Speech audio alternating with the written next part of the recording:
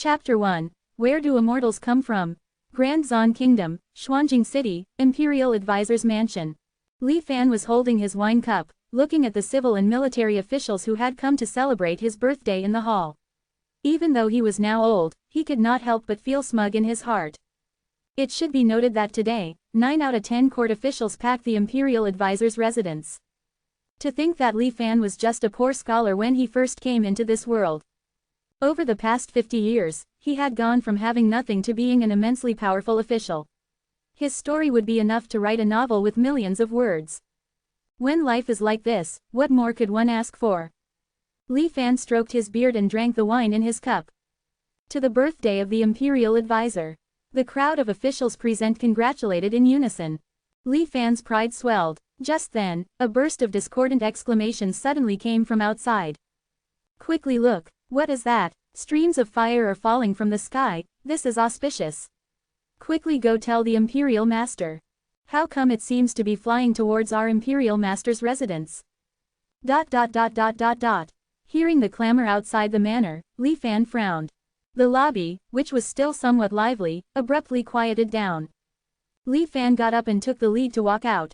However, before he had the chance to scold his subordinates and express the dissatisfaction in his heart, he was captivated by the scenery in the sky. Far away in the sky, 2 silver-colored lights, one after the other, like meteors, were speeding towards the manor. This is... Li Fan froze. The 2 meteors arrived above Xuanjing City in the blink of an eye, and abruptly stopped. At the same time, a voice like thunder descended from the sky and exploded in everyone's ears. Dao Xuanzi, do not overstep your bounds. The people present were horrified.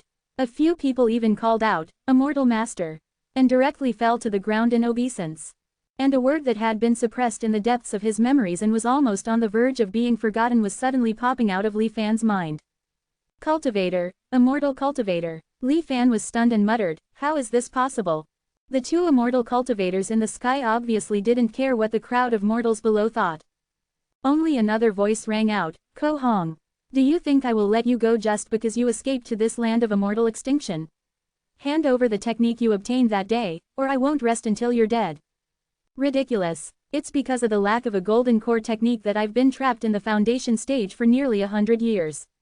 I'm about to turn into withered bones, my end is approaching. However, I have now finally obtained a golden core technique. How could I possibly hand it over to others? Ko Hong snorted coldly, his tone full of disdain. Indeed, Dao Xuanzi sighed, a golden core technique with no other practitioners, an irreplaceable treasure. Although many golden core techniques exist, innumerable cultivators are stuck at the foundation establishment stage. Dao Xuanzi's tone suddenly turned ferocious. In that case, now that the gate to longevity is in front of me, how could I possibly let you off the hook, and how could I possibly not overstep my boundaries? Ko Hong laughed out loud, it's just a single technique. It's ridiculous that despite how you and I have been brothers for 100 years, we're now fighting to the death for a chance of survival. Dao Xuanzi laughed coldly and did not reply. Ko Hong suddenly said, I know I'm no match for you, and I'm sure I won't be able to escape today. But there are so many mortals here, and I don't know if you can withstand such a concentration of immortal miasma. Dao Xuanzi immediately changed color. Ko Hong, what do you want to do? Ko Hong laughed madly, I'm just seeking a ray of hope. Listening to the conversation between the 2 immortal cultivators above his head, Li Fan felt dread in his heart. However, before he could react, he saw a crimson flame explode above Xuanjing City. Boom, boom, boom, boom. Deafening rumbles erupted in Li Fan's ears, and his sight instantly turned blood red. A moment later, he fainted. It took some time for Li Fan to wake up. At first, he was a bit dizzy. It was only after a long time that he remembered what had happened. Li Fan coughed and spat out a few mouthfuls of blood, trembling as he climbed up and looked towards his surroundings. It was still nighttime, and the formerly luxurious Imperial Master's mansion had already become a ruin. The surrounding air was full of the unpleasant smell of burnt corpses. The civil and military personnel of the dynasty who celebrated a few moments ago were all dead. Li Fan's wives, concubines, and 5 sons were not spared either. Li Fan's aged face betrayed no emotion. His gaze was dull. After standing in place for a long time, he dragged his weak body out of the Imperial Master's mansion. Xuanjing City, which was incredibly prosperous and lively a few moments ago, had become a hell of blood and fire. There were broken bodies and collapsed buildings as far as the eye could see. The people who survived the calamity must have been less than 1 in 100. All this was because of the two immortal masters who suddenly came down. Li Fan lost his strength and casually sat down in a broken wall corner. His hearing had long been destroyed in the violent explosion just now. However, it mattered not. At this moment, he only wanted to laugh. How could there be immortal cultivators in this world? Ever since he became an official, he had used the power in his hands to search for traces of any immortal Tao that might exist. After he became an imperial master and ruled 10,000 people, he rummaged through the entire world. His rule extended as far north as the Ice Sea, as south as the Great Ocean, as east as the Ruins Abyss, and as west as the Lianshan Mountains. There was no trace of an immortal's existence in the entire Grand Zone. But today, several years after his hope had died, 2 immortal cultivators descended from the heavens and came to him. Without a second thought, they twisted everything he possessed to pieces. Is this immortality? And where do immortals come from? The anger and unwillingness that filled his heart turned into endless bewilderment. Heaven's will was wrong. At the same time, Li Fan felt incomparably fortunate. He was glad that before he died, he finally confirmed the existence of immortals. Otherwise, wouldn't he have to waste another 50 years after he started his next life? That's right. How was he, a mere mortal, able to go from being a humble scholar to being an imperial master? How could he not have something to rely on? This was also the reason why he was able to survive a narrow escape from the immortals. Truth, Li Fan murmured in his heart, and the scenery around him suddenly dimmed. It was murky and hard to see as if a thick water curtain separated them. Truth to lies, reality to dream. 6 prominent words lit up in the darkness, then quickly dispersed, turning into a curtain of light. Charging complete. Virtualize the current scene and return to the initial anchor point. Small letters appeared one after another.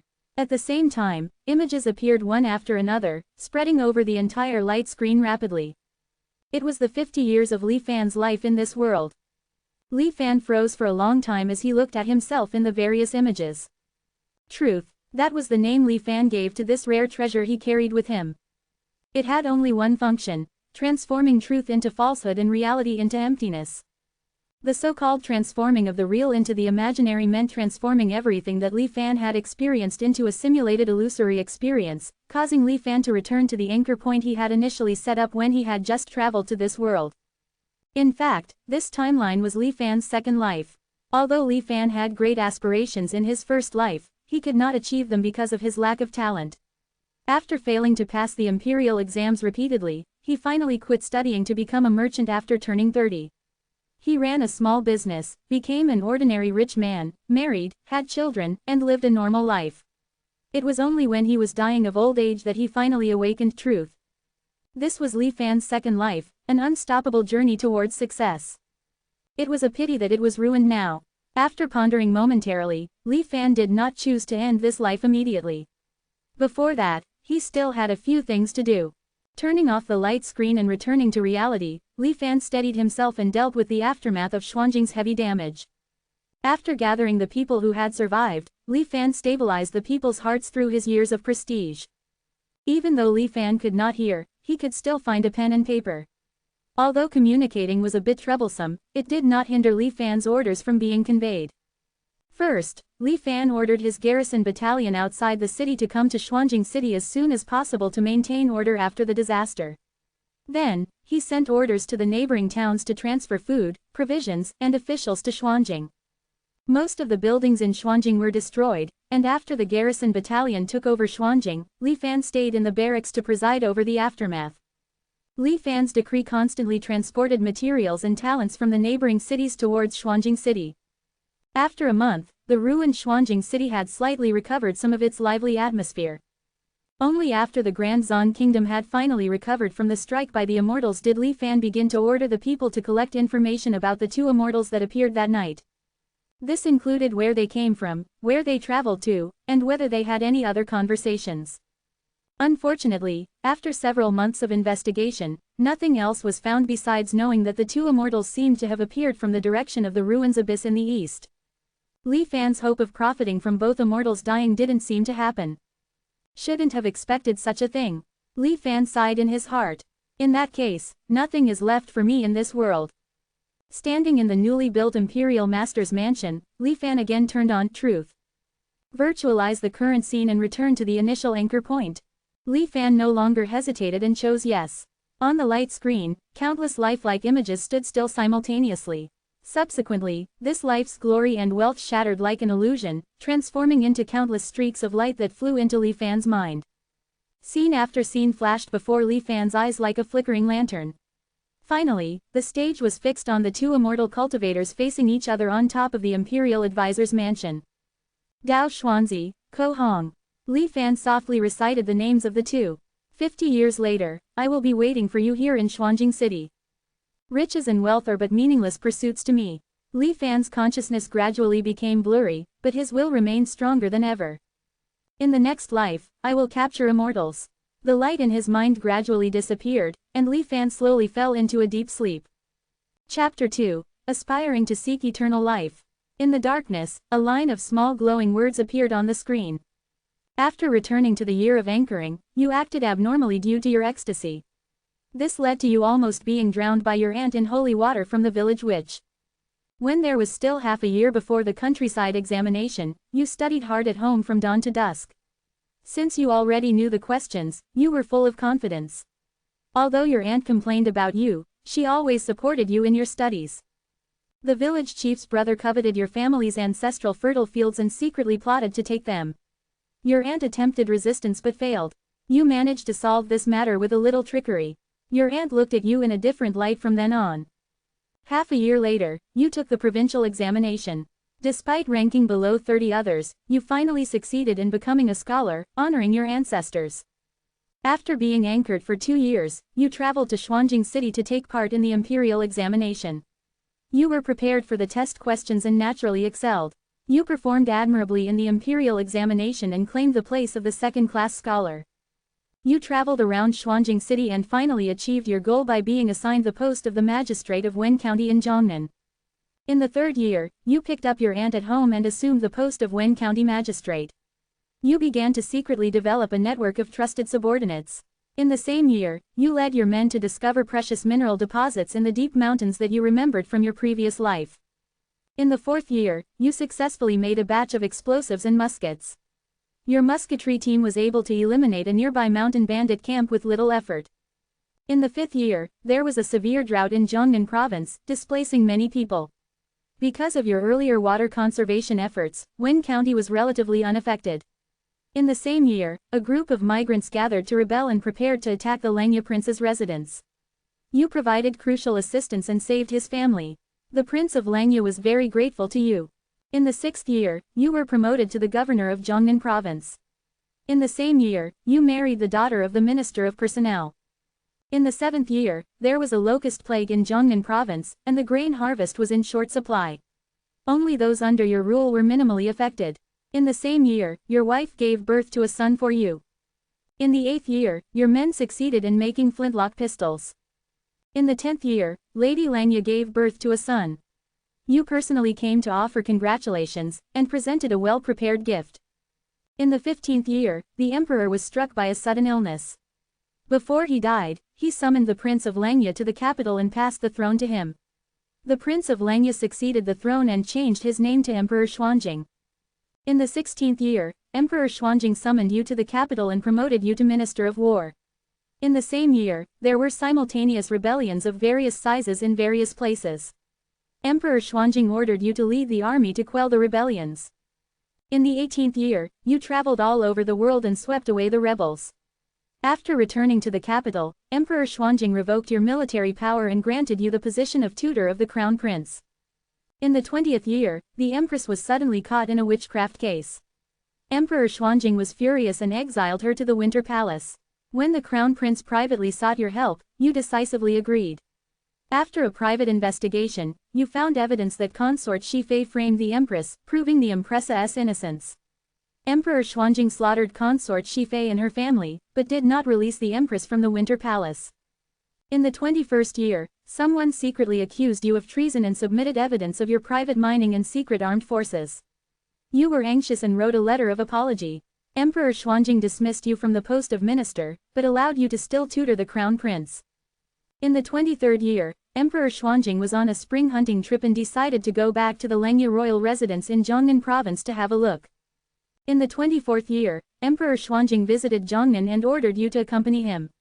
You also visited a few mines which you had previously secretly exploited. In the 25th year, Emperor Xuanjing went to Jiangnan for the third time. This time, he did not bring you. 3 months later, you secretly received news that someone had denounced you for privately traveling to the Winter Palace to visit the Empress. In the same year, Emperor Xuanjing was assassinated on his way back to the capital. When the news came back, the capital was shaken. The officials invited the Empress out of the Winter Palace, and the Crown Prince succeeded to the throne with the name of Emperor Kangning. In the 26th year, you were appointed as the imperial advisor and became the chief minister of the parliamentary court, achieving the highest position. The young emperor was highly dependent on you. Taking this opportunity, you established your influence in the court. In the 27th year, your aunt passed away. You once again thought of seeking immortality, so you sent people to explore the traces of the existence of immortals in various places. In the 28th year, the emperor came of age. But your power never stopped growing, and the court became your own. In the 30th year, the world only acknowledged the imperial advisor and hardly knew the emperor. In the 31st year, the Empress Dowager became pregnant and urgently called you to the palace to discuss. With great joy, you secretly took the Empress Dowager back to the imperial advisor's residence to take care of her. In the same year, the Empress Dowager gave birth to a son for you. In the 33rd year, when you entered the court alone, you were surrounded by the guards secretly trained by Emperor Kangning. Luckily, with the help of a special treasure, you managed to save your life. You were furious and wanted to kill the emperor and establish your rule. However, under the Empress Dowager's desperate plea and the persuasion of the ministers around you, you refrained from taking action. You purged all of the emperor's close ministers. After that, Emperor Kangning only held the name of emperor, losing all power. In the 38th year, Emperor Kangning died in a state of depression. You made your eldest son the emperor and changed his name to Emperor Longchang. In the 40th year, the Empress Dowager died of illness. Your desire for immortality grew more intense. In the 45th year, your wife died. In the 46th year, your eldest son died of illness. In the 48th year, after decades of fruitless searching for immortality, you gave up. After being anchored for 50 years, 2 immortals came west from the ruins abyss, destroying Xuanjing City. You miraculously survived. The simulation ends. You can choose one of the following options to keep. 1. An item possessed by you during this simulation. 2. Your cultivation level in this simulation. 3. The simulated memories of a person close to you in this simulation. These memories can be inherited by that person. 4. Abandon the above choices to accelerate the recharging progress. Li Fan regained consciousness and found himself back in his humble study. Taking in the familiar yet unfamiliar scenery, his past decades of experience crossed his mind one by one. Li Fan couldn't help but feel emotional. Was reality transformed into simulation? Or is everything already a simulation? Or perhaps, is there no boundary between reality and illusion at a certain level? However, Li Fan would not waste his time on things he could not know. Soon, he settled his mind and focused on the 4 options. The first and second items were nothing to write home about, though if Li Fan were to embark on the path of cultivation, these 2 items could definitely help him greatly. Unfortunately, he was only a mortal in his last life as well. There was no cultivation realm to keep at all. As for the most valuable item in his own possession, it would undoubtedly be the Imperial Jade Seal. It was likewise useless and would only invite disaster. As for the third item, to let someone also remember the memories of this simulation. This was something that made Li Fan's heart race. For a while, several figures flashed through Li Fan's mind. But in the end, he still shook his head. After all, hearts were the most difficult to gauge. No one knew what a person would become after getting decades of memories. Right now, truth hadn't recharged yet, and he was still a weak scholar with no power or capital. Therefore, everything should be done with stability. So, there was only the 4th option left. Accelerate the recharge progress. Truth's transformation of reality into a simulation required recharging. According to Li Fan's experience in his previous life, this charging progress could only grow naturally with the passage of time. It would take about 20 years to recharge. The recharge progress would no longer increase after reaching a maximum of 200%. Moreover, when Li Fan was hit by a fatal blow, truth would consume recharge progress for automatic body protection. This was also the reason why Li Fan was able to survive several narrow escapes in his last life. Hence, the fourth item was the most prudent choice. With his thoughts settled, Li Fan no longer hesitated and decided silently in his mind. Immediately, a line of small glowing characters scattered into light spots and then quickly reformed into several new lines of characters. Name: Li Fan. Cultivation realm: mortal. Physical age: 2086. Mental age: 166 1056. Charging progress: 30%. 3 lifetimes as a human, 166 years. It turns out that I've already lived for so long.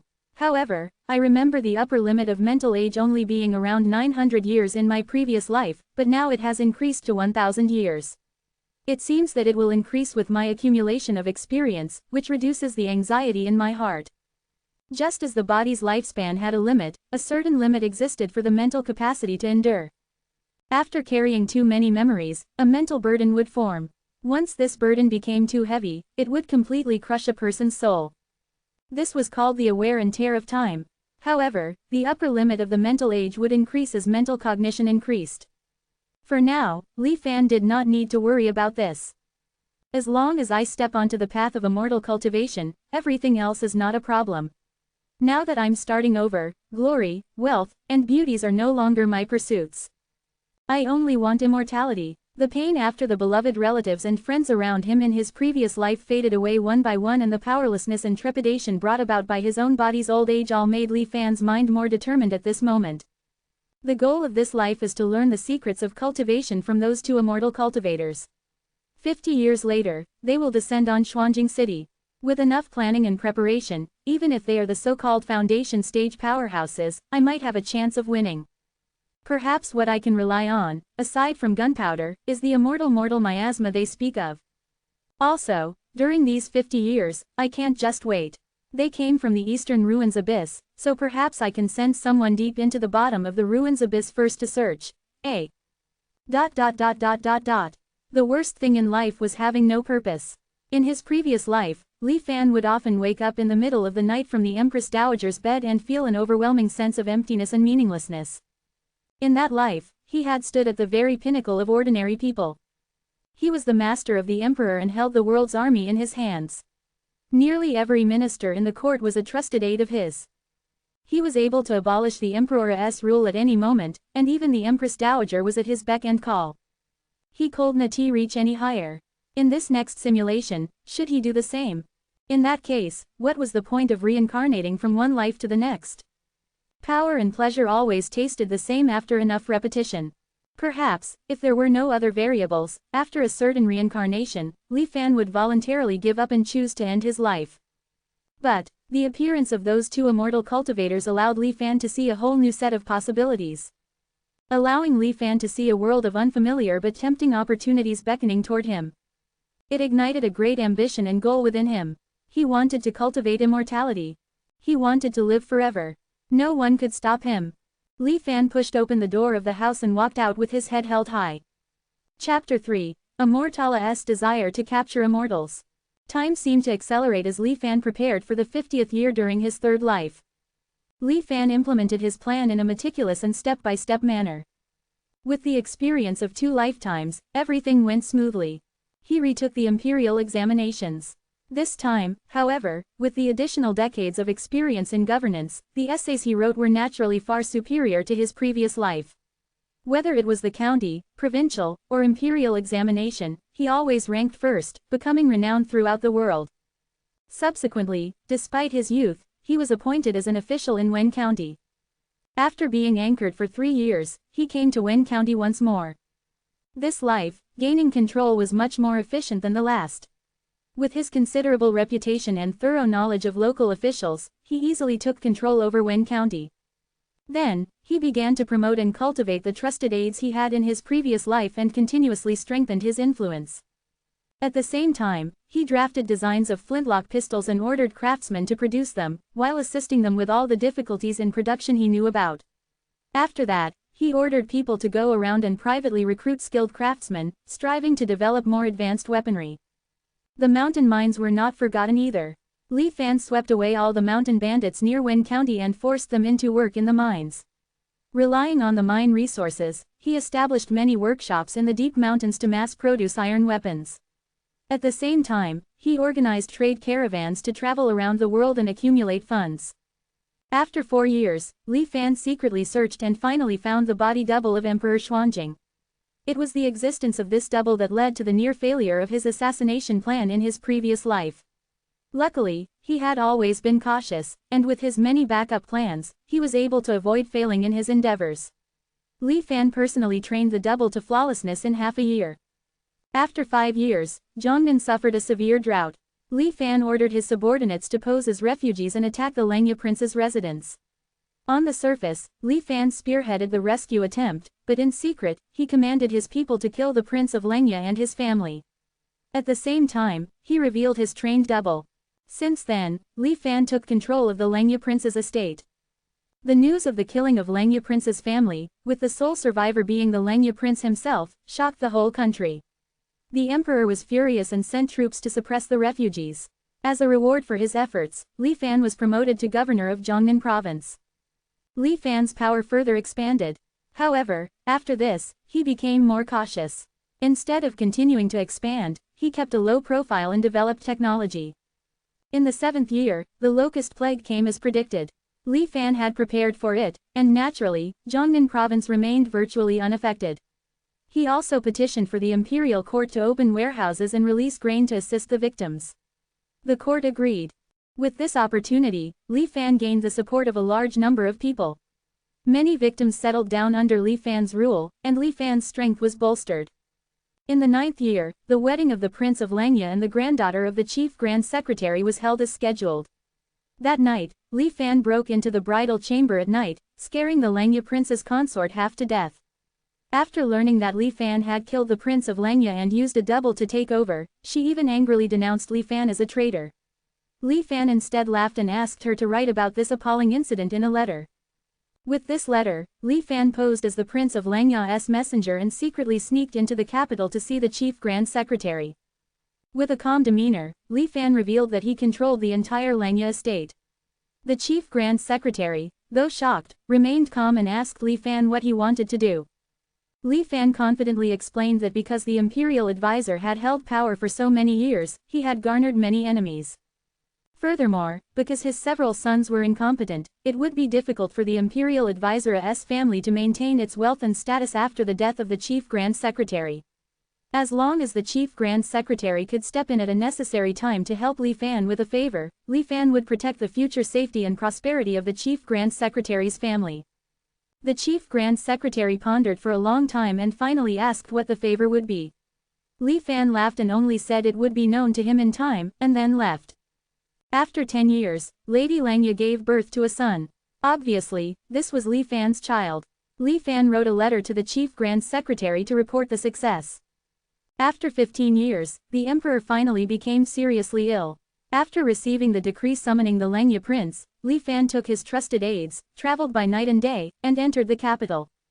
After the Prince of Lengya succeeded the throne, Li Fan borrowed the emperor's power to control the courts and develop his people. With the Chief Grand Secretariat's secret cooperation, no concerns were raised as Li Fan took complete control. After 16 years, rebellion rose everywhere. Li Fan took the opportunity to integrate his trusted aides into the army and took advantage of their military success against the rebels to grant many promotions. In just 3 to 4 years, the army was firmly under Li Fan's control. After 20 years, the world gradually recovered from the turmoil of the emperor's death. Li Fan decisively poisoned the fake emperor at this time, killing the last possible threat. After supporting his own son to become the emperor, Li Fan appointed himself as the imperial advisor, moving from behind the scenes to the limelight once more, holding immense dominion and influence. After this, the Grand Zan Kingdom's technological development greatly accelerated due to Li Fan's will. In the 35th year, the imperial advisor's mansion. Li Fan looked at the secret letter handed over by his men. After reading it carefully for a moment, he could not help but frown. So, you're saying that the mists over the ruins abyss will disperse for half a day every 15 years? Reporting to the Imperial Advisor, this is exactly the case. Our Immortal-seeking battalion was ordered to station beside the ruins abyss and observe it day and night. Finally, a few days ago there was a harvest. The Immortal-seeking official kneeling on the ground recalled the scene at that time, a look of awe still remaining on his face. After the fog cleared, there was a faint light shining out from the bottom of the abyss. We used telescopes to observe it and discerned all sorts of wondrous sights. Although what each person saw was not the same, the sights included a mountain range with thousands of peaks rising and falling, with majestic buildings scattered throughout, vaguely visible. There were towering cities situated on the plains, with no less than 1 million people each. There is even a city in the sky enveloped in radiant light, and all kinds of rare birds and exotic beasts were flying in between. It was Realia, the Immortal-seeking official, paused, before expressing the feelings in his heart. It was truly incredible. They really were from the ruins abyss. Although he had suspected this for a long time, now that it had been personally confirmed by his subordinate, Li Fan was still a little excited in his heart. However, his many years of experience had long since tempered his self-control. He asked indifferently, "Can you find a way to get down to the bottom of the abyss?" The Immortal-seeking official's breath stuttered, and then his face turned a little white. He quickly kowtowed and said, "A subordinate is incompetent. We tried various methods, but as soon as we descended to a certain depth, we were cut to pieces by an astral wind. The astral wind is so powerful that even our toughest armor cannot resist it for a moment." Upon hearing this, Li Fan did not look disappointed. After waving his hand and letting the Immortal-seeking official leave, Li Fan muttered to himself, "It seems that I still have to wait for you guys." 50th year, Grand Zon Kingdom, Xuanjing. Xuanjing City, which used to be incomparably lively, was now silent and somewhat eerie. The vast majority of the people of Xuanjing had been forcibly relocated to the neighboring cities a month ago under the decree of the Imperial Advisor, who claimed that it was in order to avoid a calamity. This ridiculous excuse was met with heavy skepticism. However, the Imperial Advisor did not go too far and force those who did not want to move, only suggesting that they build underground shelters to hide. These warnings were mostly treated as jokes. When Li Fan got the report, he did not bother. He had already done his best. In the streets and alleys of Xuanjing City, ambushes were waiting in place consisting of the special troops that he had carefully prepared over the years to use against the two immortals. Now that everything was ready, all that was needed were the protagonists. At night, under the bright moon, the two immortal cultivators arrived as expected. "Dao Xuanzi, don't you oppress people too much." Ko Hong's angry shouts spread throughout Xuanjing City. Rat-a-tat-a-tat, countless tongues of fire suddenly lit up, and tens of thousands of bullets poured forth like waterfalls, suddenly bombarding the two immortals in unison. Chapter 4. Immortal Spells and Swords. The two immortal cultivators high in the sky were caught off guard and were hit directly in the face. There was no scene of blood and flesh flying. Around them, there were only concentric ripples in the air. An invisible force was blocking the tidal wave of bullets. What kind of artifact is this? Facing the sudden siege of thousands of mortals, the two immortal cultivators were as calm as usual. Ko Hong's right hand reached out and pulled a soldier into the sky, seizing the gun in the soldier's hand to scrutinize it carefully while throwing the soldier out casually.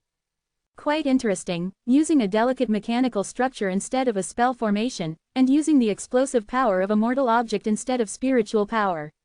It can actually erupt with the power of the early stage of Qi refining. Ko Hong understood the principle of the gun after only a glance.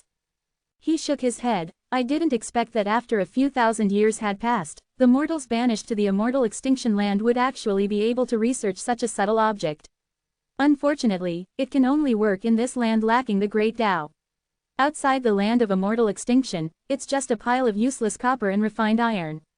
After saying that, the gun in his hand instantly disappeared into thin air, as if he had casually put it away. "As a mere mortal, how dare you make a move against us immortal cultivators? Originally, I still had some guilt in my heart, but now it seems that it's you guys who are seeking death yourselves." Ko Hong stood tall and looked at the unknown number of densely packed mortal soldiers in the darkness, contempt flashing in his eyes. His right hand quickly waved about in the empty space in front of him, drawing out intricate patterns. Countless sparks suddenly appeared from the darkness, like a prairie fire that had been condensed into huge fireballs. "Dao Art. Fire Dragon's Roar. As Ko Hong shouted in a cold voice, more crimson flames spread from the huge fire clusters, which served as the nodes, and they burned outwards in unison. In just a few moments, the flames were like flesh and blood, connecting the fire clusters in the sky. A fearsome dragon composed of crimson flames appeared over Xuanjing City. The fiery dragon raised its head and let out a resounding roar as it stretched its body and then slammed downwards. Boom! Violent explosions rang out incessantly. Buildings in Xuanjing City were like small toys, easily destroyed without the slightest resistance. And as if the red flames had a mind of their own, they devoured and burned everything they could touch after landing on the ground. In the blink of an eye, this Xuanjing City turned into a blazing inferno. However, Ko Hong, who had caused all of this, frowned, his face in disbelief. Because he realized that although the Xuanjing City below looked miserable, the vast majority of the soldiers actually survived his strike. One had to know that the fire dragon's roar that he had unleashed in a fit of rage was already his full strength. The might of a Foundation establishment great perfection cultivator was not something that mortals could resist. Even if those soldiers were well trained and had taken out their protective gear and hid in the corners of the building for protection the moment they saw him casting the spell, they should have suffered many more casualties. What's going on? Ko Hong was shocked and skeptical, and in an instant, he seemed to have realized something. With a wave of his hand, Ko Hong examined one of the tiny metal objects that was previously fired at him but was easily resisted by his body-protecting aura. This Isa Ko Hong's face changed dramatically, and he then alertly swept his gaze towards the surroundings, the contempt in his gaze turning into scorn. These concealed weapons have been soaked with mortal blood, contaminated with immortal miasma. Dao Xuanzi's voice also came over, his face ugly. We just arrived at this place and were ambushed. Moreover, the other party has utilized the immortal miasma, so it's obvious that they came prepared. Could it be that behind these mortals, there are immortal cultivators guiding them? The duo glanced at each other, and several thoughts immediately flashed through their minds. No matter what, this place is a trap, and we should not stay for long. Although Dao Xuanzi and Ko Hong were fighting to the death for the golden core technique, that was their private affair. Now that unexpected variables have arisen in the form of the ambush of thousands of mortals, with the 100 years of tacit understanding of the two, they both at the same time subconsciously chose to escape first. Perhaps discovering the duo's attempts, the gunfire that had stalled due to the fire dragon's roar resounded once again.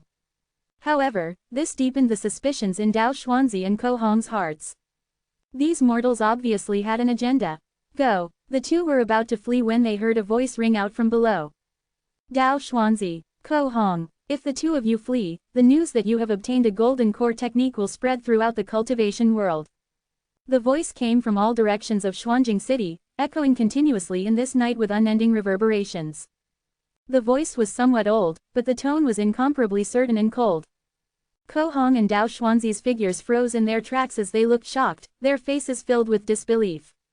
How is this possible? The matter of us obtaining the golden core technique was clearly known only to the two of us, so how could the news have leaked out? For a moment, the duo fell into a deep state of fear. The two of them ventured into a cave to explore its secrets, and then Ko Hong seized the technique and fled. Dao Xuanzi followed in hot pursuit, and Ko Hong was desperate enough to take the risk of breaking into a land of immortal extinction to seek a ray of hope.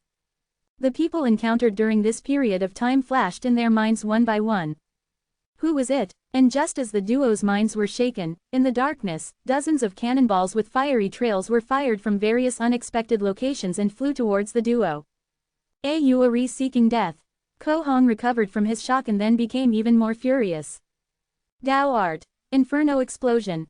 A huge ring of fire was vaguely generated out of thin air. Not good, quickly dodge, Ko Hong. Right at this moment, Dao Xuanzi's voice rang out urgently. Ko Hong was stunned, but with a sweep of his divine sense, fear appeared in his eyes. He was about to dodge, but it was already too late. Dozens of shells detonated around them. There were no deafening explosions, instead, there was a cloud of dark red liquid, forming a small-scale blood rain that doused the two immortal cultivators. Chilling screams immediately resounded through the sky. At the same time, the ominous aura emanating from the duo quickly diminished. After a moment's resistance, the duo could no longer support themselves and fell from the sky. Thousands of soldiers with guns surrounded them. At this moment, the current situation of the two immortals caused these specially trained death soldiers to feel chills in their hearts. Originally, Dao Xuanzi and Ko Hong were in their 20s and 30s, but after being drenched by the rain of blood, their hair had actually turned snow white in an instant. Both of them became old in a few breaths, and their faces were covered in dense wrinkles. The two men hunched over and sat paralyzed on the ground. Ko Hong looked like he was going to die, while Dao Xuanzi's cultivation seemed a little higher, being in slightly better shape, although he was still only barely clinging to life. The original high and mighty immortals had actually turned into this. Even Li Fan, who was hiding in the back and secretly commanding, heard the report from his men and felt an inexplicable chill at this moment. Two immortal masters, our imperial advisor has given an order. If the two of you surrender, you can save your lives. A soldier shouted from afar towards the duo. Surrender. The heavily injured Dao Xuanzi looked at his dear friend whose eyes were full of unwillingness and wanted to say something but was unable to speak. However, his friend's gesture made him suddenly let out a cold laugh. Seeing Dao Xuanzi's movements, Ko Hong had already guessed what he was going to do. He faintly shook his head, then used his last ounce of strength to pass the storage ring in his hand to Dao Xuanzi. Ko Hong opened his mouth slightly, then his head fell limp and he swiftly died. High above the sky, a strange image suddenly appeared. A red, gnarled dragon appeared in the sky. It seemed to be in great pain, struggling and roaring, as if it was trying to get rid of something. However, it was all in vain. It slowly became shriveled, and in the blink of an eye, it was left with only a layer of skin and flesh. After a few moments, the entire dragon was eaten away, with not even flesh and bones left. Only then did people see clearly that it was a brown, plain-looking branch that had taken root in the dragon and devoured it. Even though it was an ordinary tree branch, it could swallow a dragon. This magnificent sight was like a brilliant firework, illuminating the sky for thousands of miles around. All the beings who saw this scene, be they human or otherwise, had this passage naturally emerge in their minds. Foundation Establishment Cultivator Ko Hong had 205 years of mortal cultivation and achieved the Dao Foundation with the special item Gnarled Dragon Branch. In the land of immortal extinction, he was surrounded by thousands of mortals and was injured by the immortal mortal miasma. His cultivation was lost and his lifespan was reduced. Now, in death, his Dao returns to the heavens. Pain, righteousness, and the difficulty of self-reliance. Around Xuanjing City, all the living beings who witnessed this vision were immersed in emotions such as these, unable to stop themselves. The magnificent sight lasted for almost half an hour, and then finally dispersed gradually. The soldiers finally came back to their senses and silently looked at the other dying immortal cultivator in the field. Immortal Master Dao Xuanzi, our imperial advisor has no intention of fighting you to the death. If you give up your resistance, our imperial advisor guarantees your safety. The soldiers continued to shout as Li Fan commanded. Li Fan was in the dark but he sighed in his heart, knowing that his attempt to capture immortals in this life was a failure. He simply did not expect the immortal mortal miasma to be so powerful in killing and wounding immortal cultivators. As expected, Dao Xuanzi simply ignored the shouting. He also looked up at the already dissipated vision with a nostalgic look in his eyes. Gnarled Dragon Branch. After a long time, he brought his gaze back down and tried to straighten his hunched body. Scanning his surroundings, Dao Xuanzi tried to find out the puppeteer behind the curtains. I don't know who you are, he said to Li Fan. I also don't know what exactly your purpose is. Maybe this was for this golden core technique, and maybe this was for something else. Dao Xuanzi glanced at the storage ring in his hand and said calmly. Now that us brothers have been set up by you and are dead, there should be nothing more to say. But I am not convinced. Dao Xuanzi spoke coldly. To be able to follow us all the way and know our affairs like the back of your hand without being discovered, I'm sure your cultivation must not be low.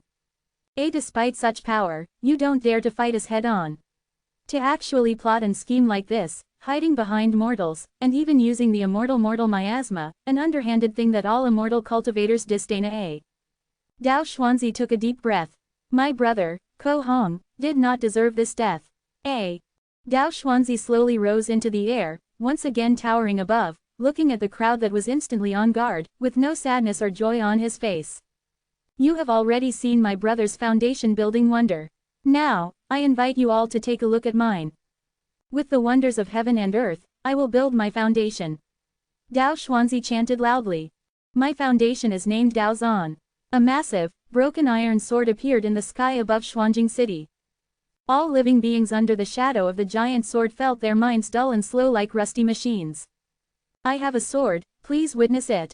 The heavens and earth suddenly lit up, and everyone in Xuanjing City seemed to fall into absolute stillness. Subsequently, like cracks appearing in glass, the entire Xuanjing City shattered to pieces in an instant. A truth, eh? The charging progress plummeted, and in the split second before his consciousness disappeared, Li Fan silently recited in his heart. Chapter 5. Flatland Ripples. End of simulation. Li Fan, who had regained his consciousness, was still immersed in the power of Dao Xuanzi's sword. That was a Foundation establishment cultivator. Li Fan's heart was filled with shock. Previously, Ko Hong's ability to destroy Xuanjing City alone had already made Li Fan marvel, but Dao Xuanzi's final sword had made Li Fan deeply feel his own insignificance. Like a cricket facing a tsunami, from Li Fan's point of view, he was unable to even comprehend that sword, let alone grasp its entirety. Even if it was just a glimpse, it was enough for Li Fan to understand the gap between a mortal and a Foundation establishment stage cultivator. Without the immortal miasma, I'm afraid that even if I reincarnate for 100 lifetimes and devise countless strategies, I still wouldn't be able to pose a threat to them. Li Fan was secretly happy in his heart, but at the same time, he also felt deeply puzzled and alarmed. What is this immortal miasma? Aren't immortal cultivators all mortals originally? How come the blood of mortals has such a terrifying restraining effect on immortal cultivators? The hidden meaning behind this could not help but make Li Fan's mind wonder. However, soon Li Fan suppressed his many thoughts. First, Lita summarize the gains and losses of this life. Watching the scenes that flashed across the light screen, Li Fan pondered in his heart. The ambush of Dao Xuanzi and Ko Hong was basically within my expectations. First, I used the blood-soaked bullets of the death row inmates to consume their strength, followed by using the golden core method to disrupt their hearts and minds, and then I used the blood rain to deal a finishing blow, capturing the two of them alive after they were weakened to the extreme. What I didn't expect was that the immortal miasma's restraint on cultivators was so powerful that it directly led to Ko Hong's death. What was even more surprising was that I originally thought that the 100-year-old brotherhood they spoke about was just a casual remark. I didn't realize that the relationship between the two was indeed extraordinary. When attacked, Dao Xuanzi took the initiative to speak out to remind Ko Hong, and when Ko Hong knew that it was difficult to escape death, he gave the technique to Dao Xuanzi on his own initiative. Furthermore, when Dao Xuanzi saw Ko Hong die to the ambush, he gave up his chance of living and made a suicide attack to avenge Ko Hong. All of this shows that there is indeed an exceptional friendship between the two. Since this is the case, how could the two of them kill each other because of a golden core technique? Li Fan's mind became more and more puzzled. Suddenly, he recalled the scene when he initially met the duo. A golden core technique with no other practitioner, so Li Fan was suddenly puzzled. Immortal laws can't be practiced together. With such close brothers fighting to the death over a single technique, what would the cultivation world look like? Li Fan had a premonition that the cultivation world might be completely different from what he expected. No matter how dangerous it is, I will not falter. What's more, with the help of truth, as long as I'm careful enough, no predicament will be able to hinder me. After faltering for a moment, Li Fan's resolve was renewed. In this so-called land immortal extinction, if I want to seek the immortal Dao, I still have to find a way to do so through Ko Hong and Dao Xuanzi. Last time, I chose to attack the two of them at the same time, but this time, I can perhaps choose to divide them. With his mind racing, Li Fan thought of several ways to deal with them in his mind in the blink of an eye. Although the other party consisted of towering Foundation establishment cultivators, Li Fan wasn't very intimidated. In fact, he didn't treat them as formidable opponents at all. It wasn't that Li Fan was arrogant, but instead that the function of truth to be able to start over again and again was truly heaven-defying. How could a mere Foundation stage cultivation compare to 50 years of foresight and countless opportunities for trial and error? After the simulation was over, Li Fan still chose the option to speed up the progress of recharging. Name: Li Fan. Realm: Mortal. Physical age: 2086. Mental age: 216 1080ths. Charging progress: 30%. This time, the upper limit of mental age has only increased by a few decades, so it looks like it's almost at the upper limit. Li Fan had also been mentally prepared for this, so he didn't particularly care. If I count the one before transmigrating, this is already my 5th life. The path to immortality is so difficult. Li Fan sighed. I hope that these 50 years will not be wasted. Li Fan once again began the 50-year plan. As if following a set program, everything proceeded step by step. Take the imperial examination, win the examination, and become a scholar. Become the county magistrate, mine minerals, and make guns. After killing the king of Lengya and replacing him, Li Fan was finally a bit anxious. Waiting 10 years to control the country was too long, and he would always have to be cowering in a place like Zhongnan. If he had 10 more years to mobilize the power of the entire world, he would have a much greater chance of success at capturing the immortals. Thus, Li Fan decided to send a trusted confidant to sneak into the palace and secretly administer chronic poison to the emperor. Who would have thought that it was this decision that stirred up waves? Although Li Fan's poisoning was not found, the emperor was young and strong, and the strange weakening of his body caused him to be increasingly suspicious. He suspected that someone secretly harmed him. And the chief object of suspicion was none other than the one he trusted the most, Prince Lengya. This led to the emperor passing on the throne to the carefree Prince Runan instead of Prince Lengya when he passed away in the 7th year. The good news was that Li Fan's insider in the palace sent out the news in time, and Li Fan acted immediately after hearing the news. On the one hand, he sent his men to assassinate Prince Runan. On the other hand, in the name of Prince Lengya, he claimed that the courts had betrayed the emperor and ordered the assassination. Under the banner of Prince Lengya, Li Fan took his well-developed army to the capital, and before the people could react, he attacked, forcibly taking over the imperial court and declaring martial law. Such drastic means naturally had many consequences. The first was that the ministers in the court were not convinced. The emperor's posthumous edict was to pass the throne to Prince Runan. Was the ascension of Prince Lengya not rebellion? The ministers could not openly rebel under Li Fan's oppression. However, they were still able to do so secretly, passively resisting and harming bureaucratic processes. There were even some who secretly contacted feudal lords, trying to invite them to lead their troops into the capital to set things right. Li Fan was not merciful, and after killing dozens, he managed to deter the rest. Furthermore, there was also the help of the chief grand secretary in stabilizing his position. However, these few months had already ignited upheaval throughout the land. Feudal lords set up territories of their own, declared independence, and ignored the court's orders. Thus, Li Fan could only send troops to eliminate them one by one. Although the firearms were powerful, they were limited in number. Combined with the country's vast lands, it took a considerable amount of effort. Between battle and politics, Li Fan was very busy. It took until the 22nd year to completely resolve the internal and external problems. Due to this, he was a few years late in controlling the world than if he had patiently followed his previous lives. I still need to be cautious and patient. After everything settled down, Li Fan could only helplessly learn a lesson. A slight difference could lead to drastic effects. If there are too many variables, my advantage of foresight will shrink greatly. Luckily, everything was just a slight ripple and did not affect the big picture. After things gradually got back on track, the gears of time flew forward, and in the blink of an eye, year 35 arrived. In this year, Li Fan left Xuanjing City and traveled thousands of miles to personally visit the Eastern Ruins Abyss. Chapter 6. Sitting on a mountain and watching the immortals fight. TL note on term changes. Abyss ruins greater than ruins abyss, immortal miasma greater than immortal mortal miasma. Asterisk asterisk asterisk asterisk asterisk. The ruins abyss, located in the easternmost part of the Grand Zon country, were so deep that one could not see the bottom, and there was a thick fog shrouding it all year round. If one were to accidentally lose their footing and fall, they would certainly end up completely annihilated. No one knew what lies beneath the ruins abyss. Even the birds were absent, and it had been a forbidden area to humans for many years. Li Fan, on the other hand, through his last simulation experience, knew that the dense fog above the ruins abyss would disperse once every 15 years. Today, he had come to the ruins abyss to witness it with his own eyes. After all, if his guess was correct, the two cultivators, Dao Xuanzi and Ko Hong, likely arrived to this land of immortal extinction through the abyss ruins. Li Fan stood silently, watching the endless abyss, patiently waiting. After an unknown period of time, the thick white mist that emitted an ancient aura finally changed.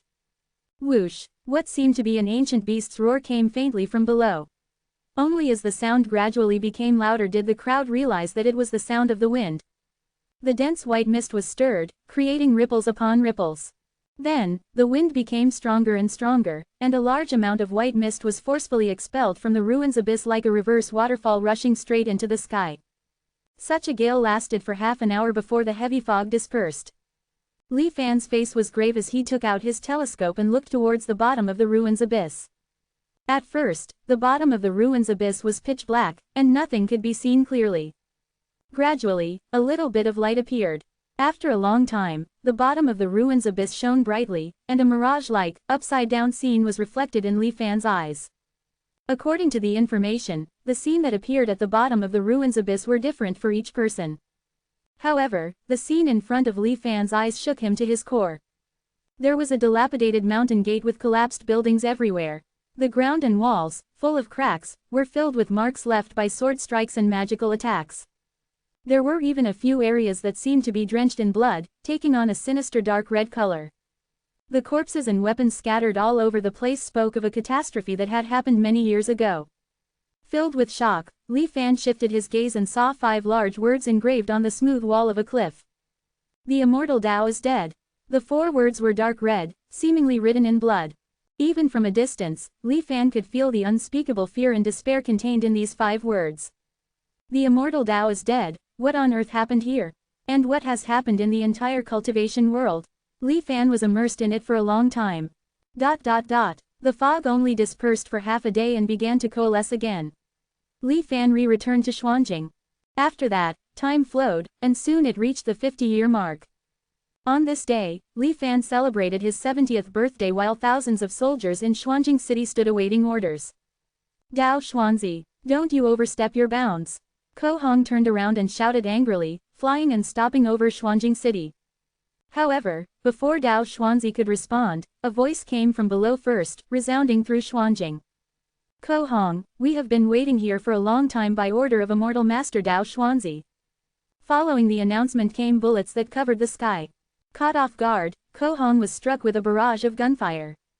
How is this possible? Did Dao Xuanzi already know that I was going to escape here? When did he become so scheming? Ko Hong was shocked and furious. And immediately after, Ko Hong was aghast to realize that his spiritual energy was being consumed at a rapid pace as he resisted against the barrage, and with a sweep of his divine sense, Ko Hong instantly understood. Immortal miasma, Dao Xuanzi, you are so despicable. Ko Hong looked at Dao Xuanzi, who had subsequently arrived, with eyes filled with disbelief, as if it was the first time he had truly seen his dear friend of 100 years. At the moment, Dao Xuanzi was dumbfounded. What's with these mortals? Why did they attack Ko Hong under my banner? And they would use the immortal miasma.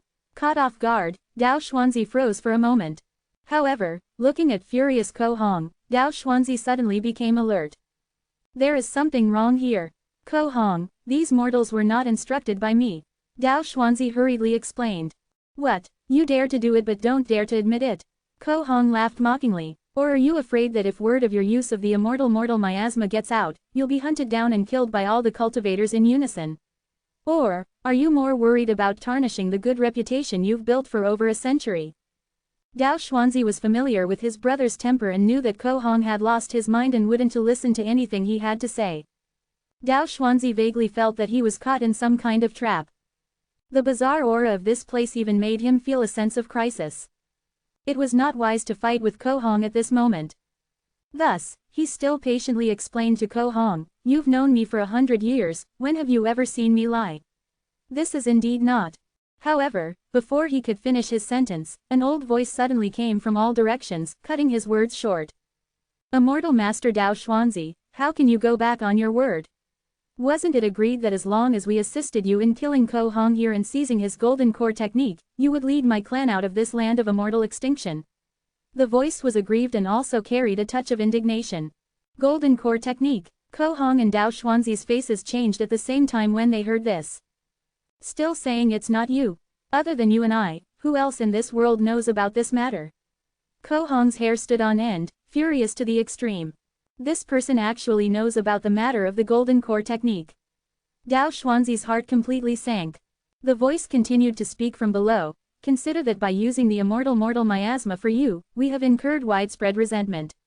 Now that the world is seething with public discontent, If Immortal Master doesn't his word and fails to lead us out, I'm afraid that it won't be long before my clan will die without a burial place. Being falsely accused, Dao Xuanzi only felt increasingly frustrated, and shouted, "Shameless villain, shut up." He flew towards the source of the voice, trying to find the mastermind, but he only saw a strange rectangular object. It was the object from which that sound was emanating. And countless more of these objects were spread throughout the entire Xuanjing city. To actually be so cautious. Dao Xuanzi was helpless to the extreme. Could it be that Immortal Master wishes to kill and silence us now? Listening to the somewhat mocking words continue to come out from within, Dao Xuanzi clenched his teeth, crushing the object instantly. In Ko Hong's eyes, it looked as if Dao Xuanzi was infuriated after being exposed and wanted to kill to cover up his secrets. Ko Hong raised his voice and roared to the sky, "Dao Xuanzi. You and I have known each other for 100 years, but I seem to have completely misjudged you. Even if you wanted to get the golden core technique, why do you need to use so many underhanded tactics? I'm not going to run any longer, so come and get it if you have the ability." Dao technique. Fire Dragon's roar. A furious fiery dragon surrounded Ko Hong and let out a heaven-shaking roar. The fire dragon then looked angrily ahead and spat out a crimson blaze from its mouth which headed straight for Dao Xuanzi. Dao Xuanzi sighed helplessly, and with a soft chant, a flying sword appeared out of thin air from behind him, transforming into a white light that met the red flames head-on. Chapter 7. Blazing Dragon Swallows the Sword. The crimson flames clashed with the white sword aura, creating violent explosions that reverberated through the air. Xuanjing City below was caught in the aftermath, engulfed in a sea of fire. The battle between the two did not last long. Ko Hong's cultivation was originally inferior to Dao Xuanzi, and he was also weakened by the Immortal miasma attack from before, so he quickly fell into a disadvantage. Dao Xuanzi showed no mercy despite this, as his sword techniques pressured Ko Hong relentlessly.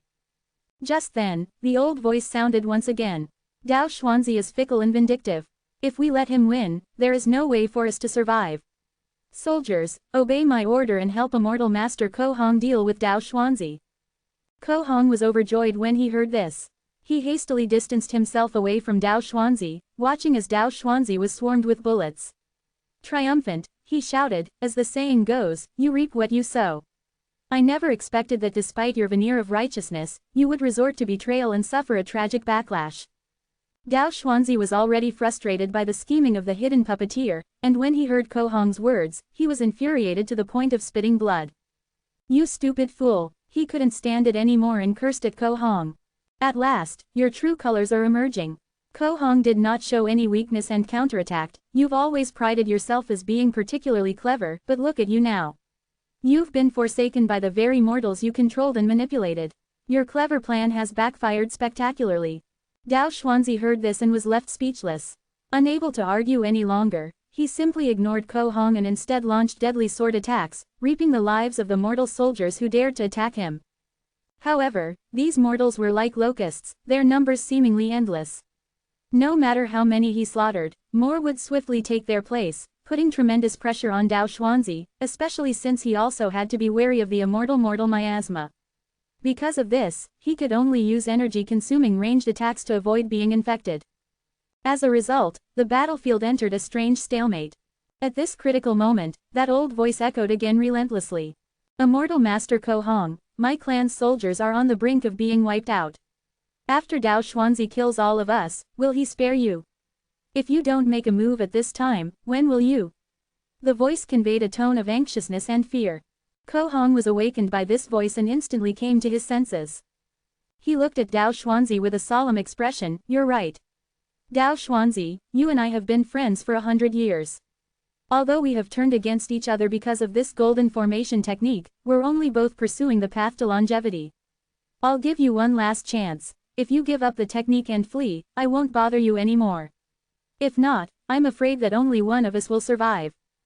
Dao Xuanzi sighed softly, but he did not say a word, responding by raising his sword and facing Ko Hong. "Very well. Recently, as I was fleeing, I comprehended a new Dao art. It's only fitting that I use it to end this," Ko Hong said sternly. He then performed a hand seal. Dao art. Imprisoning dragon. Flames formed into fiery shackles that surrounded Dao Xuanzi in all directions, forming an intricate formation that created a massive cage, trapping Dao Xuanzi within. Break for me. Dao Xuanzi, who felt an enormous pressure suddenly weighing on him, carried a grave expression. He took a deep breath, and the shadow of a rusty iron sword faintly emerged behind him. Under the sword's shadow, the sword aura he unleashed seemed to be empowered.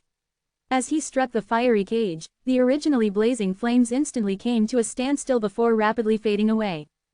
Ko Hong seemed to have anticipated this outcome as he laughed. Dao Xuanzi, you and I have been friends for 100 years, and we have fought together side by side countless times. Others say that my cultivation is inferior to yours, and that is indeed the case. However, cultivation is cultivation, and combat is combat. If we were to truly fight to the death, it is still uncertain who would win or lose between us. Since it's come to this, you don't have to hold back anymore. Let me see if your Dao Zan sword is more formidable, or if my Dao arts are superior. In Ko Hong's eyes, endless battle intent erupted. Dao art. Heaven-devouring dragon. The flames that had previously faded away suddenly went out completely. On the contrary, Dao Xuanzi's face changed drastically with the disappearance of the flame cage. It turned out that hidden behind the flame cage was a gnarled, dragon-shaped branch, waiting for the right moment to strike. After the flames suddenly extinguished, the branch shot towards Dao Xuanzi with a thunderous momentum as even darker flames began to grow around the branch. In an instant, the flames formed a massive, blazing dragon that was about to devour Dao Xuanzi. Dao Zan. At the moment of life and death, Dao Xuanzi did not panic despite his shock. In the sky, the giant shadow of the rusty sword was completely revealed. The gnarled dragon branch paused momentarily as if it had encountered a formidable foe, but then, as if provoked, swept towards Dao Xuanzi in an increasingly ferocious manner. Dao Xuanzi swung his sword, and the shadow behind him mirrored his movement. The space ahead solidified like a water surface freezing. The fiery dragon collided with the enormous Dao Zan sword for only a moment before being forced back. The heaven-devouring dragon shattered into crystalline fragments. Despite its appearance, it was no match for the Dao Zan sword. The carefully prepared Dao art proved to be fragile in the face of the giant sword shadow flying towards Ko Hong, but he neither panicked nor dodged away. Dao art. Dragon's rebirth. Under Ko Hong's furious shout, the crystalline fragments that had scattered upon the previous defeat instantly ignited once more. They then coalesced together, forming a brand new blazing dragon. Its flames burned brighter than ever before, and its prominent horns signified its proud heritage. Like a sharp sword, the newly formed dragon surged relentlessly towards Dao Xuanzi, accompanied by the sound of a dragon's roar. Dao Xuanzi's eyes flashed with a trace of appreciation, but the Dao Zan sword above him showed no sign of retreating. In a life-and-death struggle, whoever was more decisive and ruthless would come out on top. However, at this crucial juncture, the old voice sounded out once more, like a lingering specter. Immortal Master Ko Hong, we shall lend you our aid. Before the voice even faded, long cannonballs with fiery trails bombarded Dao Xuanzi from all directions and erupted into a rain of blood. Ah! Caught off guard, Dao Zanzi let out a miserable scream as his imposing aura plummeted.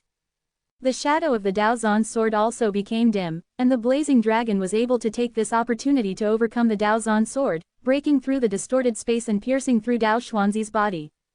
On the other hand, the sword shadow wielded by Dao Xuanzi was at the end of its line, only forcing a few mouthfuls of blood out of Ko Hong before dissipating. I. Dao Xuanzi coughed miserably, desiring but unable to express his final words. In mere moments, swallowed by the heaven-devouring dragon, Dao Xuanzi's body turned into a pile of bones. Chapter 8. Eternal Separation of Mortals and Immortals. Above the vast sky, a strange phenomenon formed. A gigantic sword, forged through 1,000 trials, had been abandoned in the shadows for millennia, forgotten by all. As the years passed, its blade was no longer bright, its edge was no longer sharp, and it was covered in rust. However, a wave of anger and unwillingness suddenly arose. Even as the corrosion of rust became more and more severe, the divinity and majesty of that huge sword likewise increased with each passing day. Foundation Establishment Cultivator Dao Xuanzi cultivated the Dao for 201 years, achieving the foundation establishment through the extraordinary artifact Rust Sword Dao Zan. In the land of immortal extinction, he fought to the death with others and eventually fell at the hands of Foundation Establishment Cultivator Ko Hong. Now, in death, his Dao returns to the heavens. The brilliant scene illuminated the sky for thousands of miles like fireworks. Dao Xuanzi. Ko Hong watched the magnificent scene and seemed completely stunned, unable to stop murmuring to himself. All the soldiers present also looked up at the sky and froze. I am Li Fan, and I greet the Immortal Master. Right at this moment, an old man with white hair and a walking stick walked tremblingly to Ko Hong's side. Ko Hong paid him no mind, but Li Fan was not in a hurry, patiently waiting while signaling the soldiers to stand by.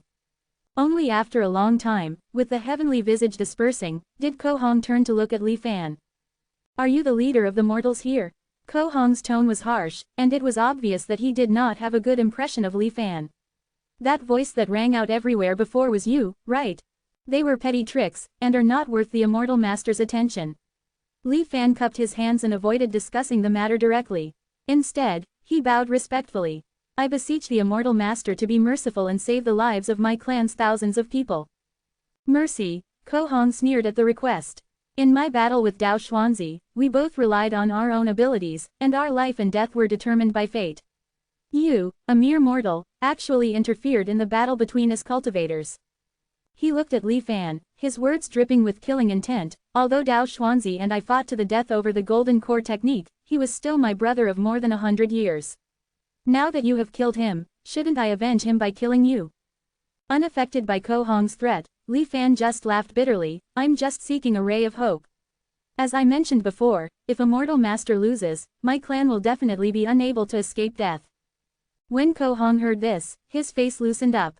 He sighed, what a way to seek a chance of survival.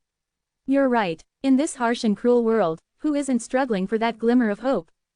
Seeing that Ko Hong's tone had softened, Li Fan hurriedly jumped at the opportunity and said, previously, Dao Xuanzi, the Immortal Master had promised me that if. Before Li Fan could finish his words, Ko Hong frowned and interrupted, if it's this matter, I'm afraid I'll have to disappoint you. Dao Xuanzi probably had no intention of honoring his promise to begin with. Li Fan froze. What does Immortal Master mean? Ko Hong laughed mockingly. For 100 years, Dao Xuanzi has presented himself as an upright and righteous figure. I can't believe he turned out to be unscrupulous with no bottom line, even deceiving mortals in his actions. He paused, watched Li Fan's expression, and continued, the great formation of immortal extinction is so dangerous that the two of us were only able to break in with a healthy amount of luck. It would take a lot of effort for us to leave on our own, so how could we possibly take Immortal away?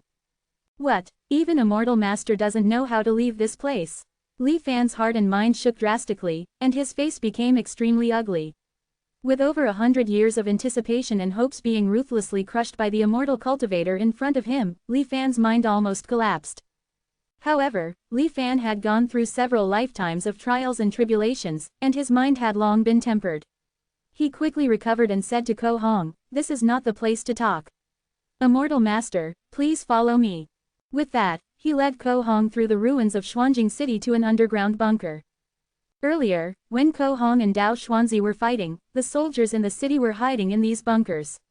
In Xuanjing City, there were hundreds of similar bunkers, both large and small. Although the bunkers were deep underground, they were illuminated with lights and were still as bright as the surface. There were even ventilation ducts connecting to the outside world so that the bunker was not suffocating. Ko Hong surveyed the lights on the ceiling with interest and complimented, no wonder Dao Xuanzi sought cooperation with you mortals. To be able to restrain and utilize the power of lightning, it seems that over the thousands of years, you mortals of the immortal extinction land have developed greatly. There was also the projectile weapon from before which was quite powerful. Immediately afterward, he shook his head again. It's a pity, only in this land which lacks the great Tao are these magic artifacts somewhat useful. Outside of here, under the oppression of the laws of the great Tao, all of these things would be useless. Speaking of which, when did Dao Xuanzi find you and ask you to ambush me here? The timing doesn't match up.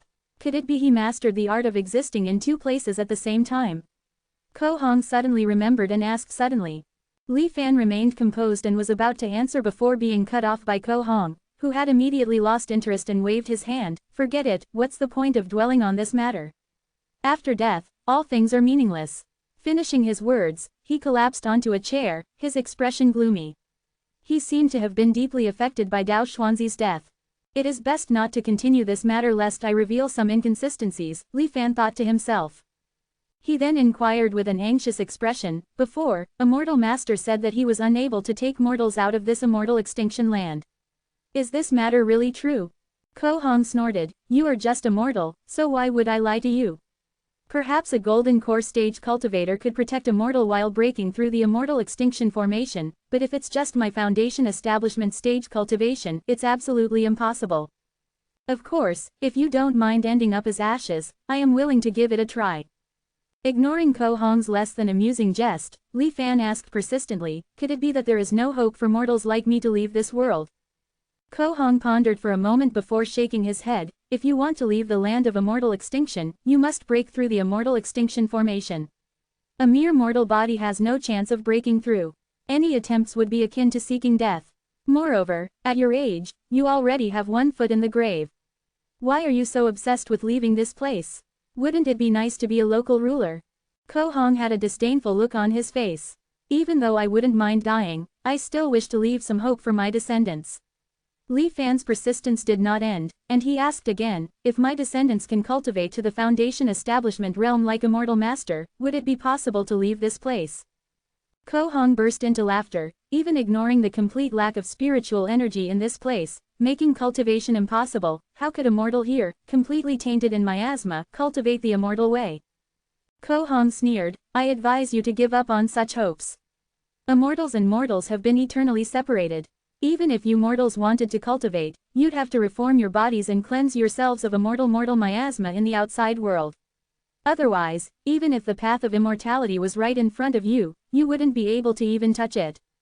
With each question, Ko Hong's denials grew stronger, and Li Fan seemed to finally give up. Immortals and mortals are eternally separated, eternal separation. Li Fan muttered in a daze, so, there is really no way. There really isn't. Watching Li Fan's mood sink so far seemed to amuse Ko Hong. There really isn't. Ko Hong repeated again. As the Immortal Master said, immortals and mortals have been eternally separated. Li Fan let out a long sigh. Indeed. Ko Hong nodded repeatedly. As if he were defeated by this cruel fact, Li Fan excused himself and left, his expression dazed. The moment he walked out of the bunker, the door slammed shut with a bang. Ko Hong's face changed, an uneasy premonition welling up in his heart. However, it was already too late. Rolls of mist containing the immortal miasma gushed out from every corner of the room. Ah! Ko Hong let out a miserable scream before he was drowned in the dense fog. Outside the bunker, Li Fan's gaze turned deep as he slowly said, since immortals and mortals cannot coexist. Then how could I, a mere mortal, dare to fully believe what you say? Chapter 9. Fate has unforeseen paths. Li Fan gazed at the confession on the table, feeling disheartened. Ko Hong hadn't lied to him. He truly didn't know how to help mortals leave this isolated realm. The land of immortal extinction. After 5 cycles of reincarnation and 300 years of anticipation, all his hopes had turned into unachievable dreams. With his hopes of immortality shattered, Li Fan seemed to have aged overnight both physically and psychologically. Land of immortal extinction. He once again recited the name in his mind, and endless unwillingness welled up in his heart. Why did I have to be reborn in such a place? If I had been reborn in the cultivation realm outside, with the power of truth, I would have had a genuine chance at immortality. But fate had to place me in this land of immortal extinction. The information in Ko Hong's confession once again crossed Li Fan's mind. The so-called land immortal extinction, as the name suggests, is a place where immortals are extinct. Thousands of years ago, the ancient immortal cultivation world suffered a great change. At first, it was just a plague that swept through the mortal realm, and no cultivators paid it much heed. However, after a cultivator was accidentally infected by this mysterious plague, things began to spiral out of control. After infecting the immortal cultivator, the plague seemed to have been inexplicably strengthened, becoming able to spread amongst cultivators. The medium of transmission was none other than the spiritual energy that cultivators relied on for their cultivation. Through the spiritual energy of heaven and earth, the plague quickly spread throughout the entire cultivation world. Cultivators infected with the plague would regress in their cultivation, while the less fortunate would lose their cultivation overnight and become no different from mortals. Within only a few days, they would die and return to heaven. With the deaths of a large number of cultivators, a wave of despair began to spread among the cultivator community. In desperation, some cultivators vented their anger on the source of it all, the mortals. Thus, a mass slaughter began. Facing the towering cultivators, the mortals had little power to resist and could only be slaughtered. But it wasn't long before this slaughtering was forcibly terminated, not out of a guilty conscience, but because of the horrific discovery that the plague didn't dissipate with the deaths of the mortals. Instead, the plague was released into the world, infecting the currents of spiritual energy that pervaded heaven and earth. For a while, the concentration of the plague within the cultivation world skyrocketed. This led to the fall of even more cultivators. Helpless, cultivators gave up their slaughters of mortals. However, sitting back and waiting for death was obviously not cultivators' style of action.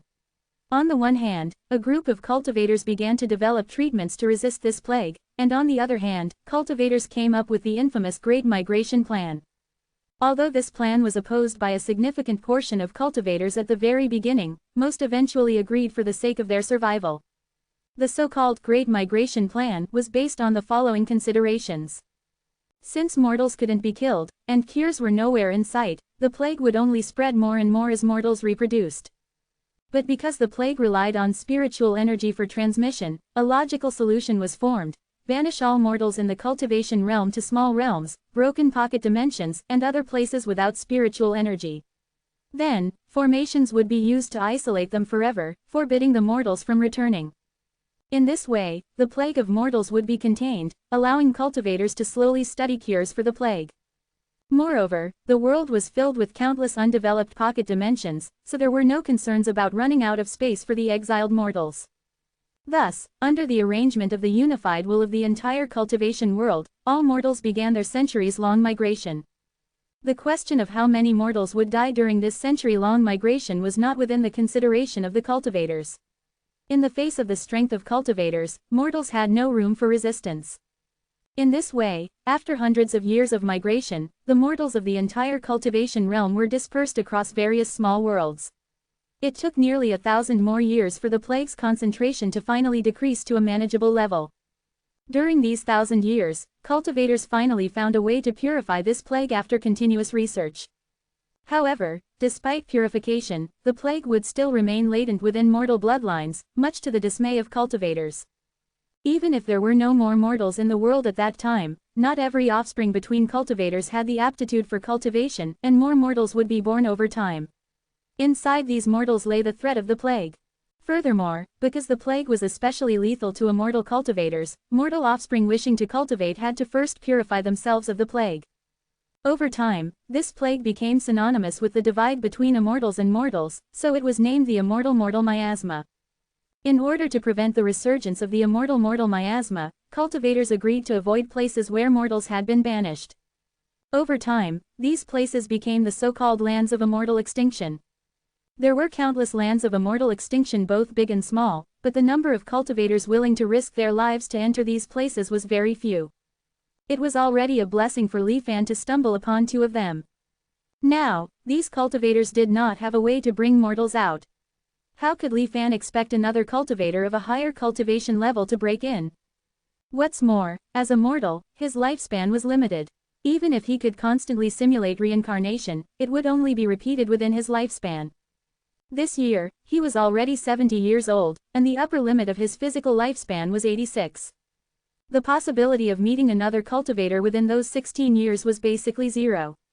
Since this was the case, how could Li Fan not feel despair? Though he had glimpsed the path to cultivating immortality, in the end, it proved hopelessly distant. Could it be that he could only repeat the life of a mortal over and over? Li Fan was truly unwilling. The road to immortality was right before him, seemingly within his reach, yet it was impossible to take the first step. Thinking about everything he had experienced in his several lifetimes, his nearly 300 years of bitter anticipation, Li Fan wasn't resigned to giving up the path to immortality. Was there really no way? Suddenly, like a bolt of lightning cutting through fog, Li Fan thought of something he had overlooked. How had a large number of mortals migrated thousands of years ago? Although the land of immortal extinction and the cultivation world were adjacent, they were separate realms. Surely these mortals didn't come here on foot, right? There had to be some means of transportation, right? Perhaps those means were still around today. If he could find those means, could he use them to travel to the cultivation world? Even if it was just a slim, almost negligible possibility, it sparked a glimmer of hope for Li Fan. His excitement surged, and he immediately headed to the prison cell where Ko Hong was being held. He wanted to consult Ko Hong on the feasibility of his idea. Chapter 10. Unique Paths to Immortality. How did the mortals during the Great Migration plan come to the land of immortal extinction? Perhaps he had never thought about this before, as Ko Hong directly froze after hearing Li Fan ask this. Thousands of years have passed since the era of the Great Plague, and we're not sure what exactly happened during that time. Regarding the various things that happened back then, I've only heard rumors. Ko Hong shook his head after thinking for a moment. What, you still haven't given up? Ko Hong looked at Li Fan and couldn't help but mock. Even if you get out, what could you do? Still wanting to cultivate immortality at the age of 70. He was halfway through his sentence, but when he saw Li Fan's icy cold eyes watching him as several trained soldiers stood beside them, he couldn't help but shiver and snapped his mouth shut. Ko Hong had long been released from his prison by Li Fan. After being trapped in the secret room and baptized by the immortal miasma by Li Fan, his cultivation had regressed drastically, falling directly to the early stage of qi refining. Unable to use any of his Dao techniques, he was now just a slightly stronger mortal. After being captured, he had originally cursed and raged, but after a few rounds of severe torture, Ko Hong became obedient. It turns out that high and mighty cultivators, after losing their cultivation, are no different from us mortals. In fact, they have even less backbone than us, a soldier on the side said mockingly. Yeah, this one didn't even last an hour under us. Another soldier chimed in. Ko Hong was very frank. Better to be alive than dead. Besides, in the cultivation realm, death is common. Although you are just a mortal, your skills and determination are not bad. I can't complain about you ambushing us, as you proved superior. Don't you hate me? Li Fan was a little curious. Hate? Of course I do. Ko Hong aggressively drank a mouthful of the wine Li Fan had prepared for him, but what can I do about it? Now that you are the knife and I am the meat on the chopping board, how could I threaten you? Wouldn't that be a death wish? You are quite open-minded. Li Fan smiled. It's just surviving by any means necessary. Ko Hong snorted coldly. If you could return to the cultivation world, would you still be able to continue your cultivation? After a moment of silence, Li Fan suddenly asked. What? Ko Hong didn't react immediately. If you can help me find a way to travel to the cultivation realm, maybe I will take you with me. Li Fan promised. You treacherous villain, you still want to swindle me? Ko Hong was furious, but he soon calmed down and looked at Li Fan fiercely. Li Fan's face was calm. Truth or falsehood, it's still a glimmer of hope for you. Are you willing to give up on your life and just die of old age in this tiny place? Hearing Li Fan's words, Ko Hong fell silent. His face changed intensely, and it was obvious that his heart was struggling deeply. After a long time, he finally let out a long sigh. Fine, I agree. Don't worry, I, Li Fan, have always kept my promises, and have never gone back on my word. Li Fan said reassuringly. The henchmen on the side carried solemn faces and lowered their heads. In the entire court, who didn't know that the current imperial advisor was a man of his word? If he said he would kill your entire family, he would. No need to paint a rosy picture for me, as I am already willing to help you if only to gamble for a slim chance of survival. Ko Hong said coldly. Hearing this, Li Fan didn't bother to explain further.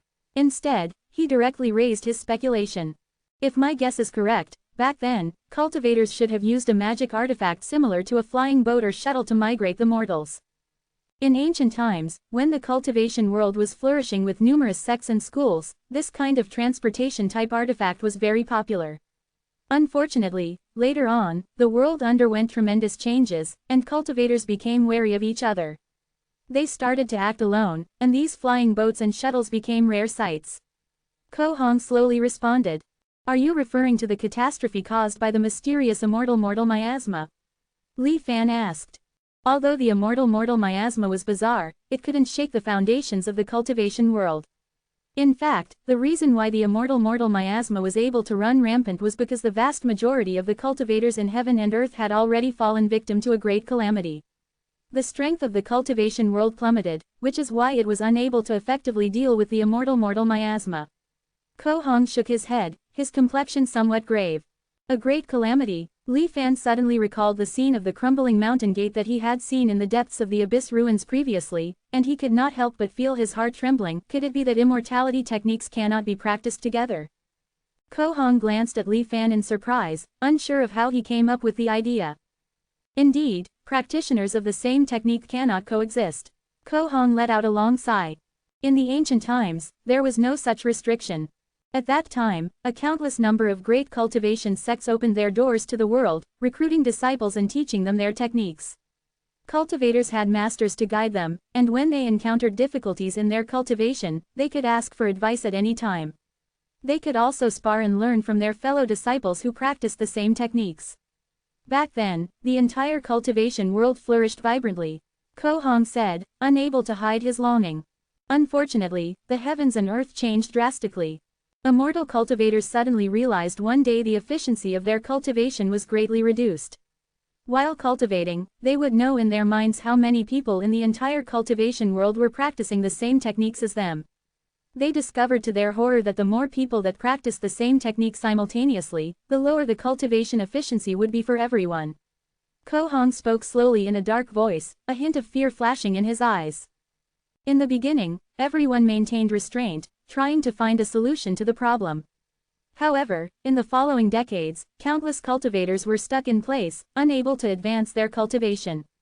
Eventually, they reached their limits and could no longer hide the killing intent within their hearts.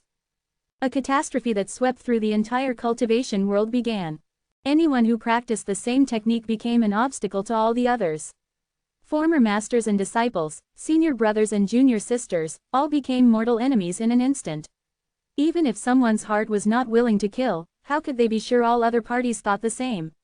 Who could guarantee that the other party would not eventually ambush them? All cultivators were plunged into endless suspicion, and the only people they could trust were themselves. At that time, all sects became hell overnight.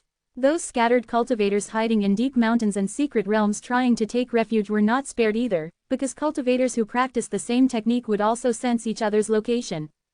Massacre, endless massacre. I don't know how long it lasted before it gradually subsided. By then, the once thriving cultivation realm had become incredibly desolate, with all the sects ceasing to exist, leaving behind only solitary cultivators. Ko Hong narrated this ancient calamity in the cultivation world with great detail. Li Fan listened intently, his emotions rising and falling as more questions formed in his heart. Since immortal practitioners of the same technique could not coexist, how did cultivators practice now?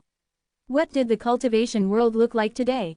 Chapter 11. Labor tirelessly in the pursuit of immortality. In today's world, a mortal who wants to cultivate immortality has no more than a few options. Ko Hong patiently explained. One is to join the 10,000 Immortals Alliance.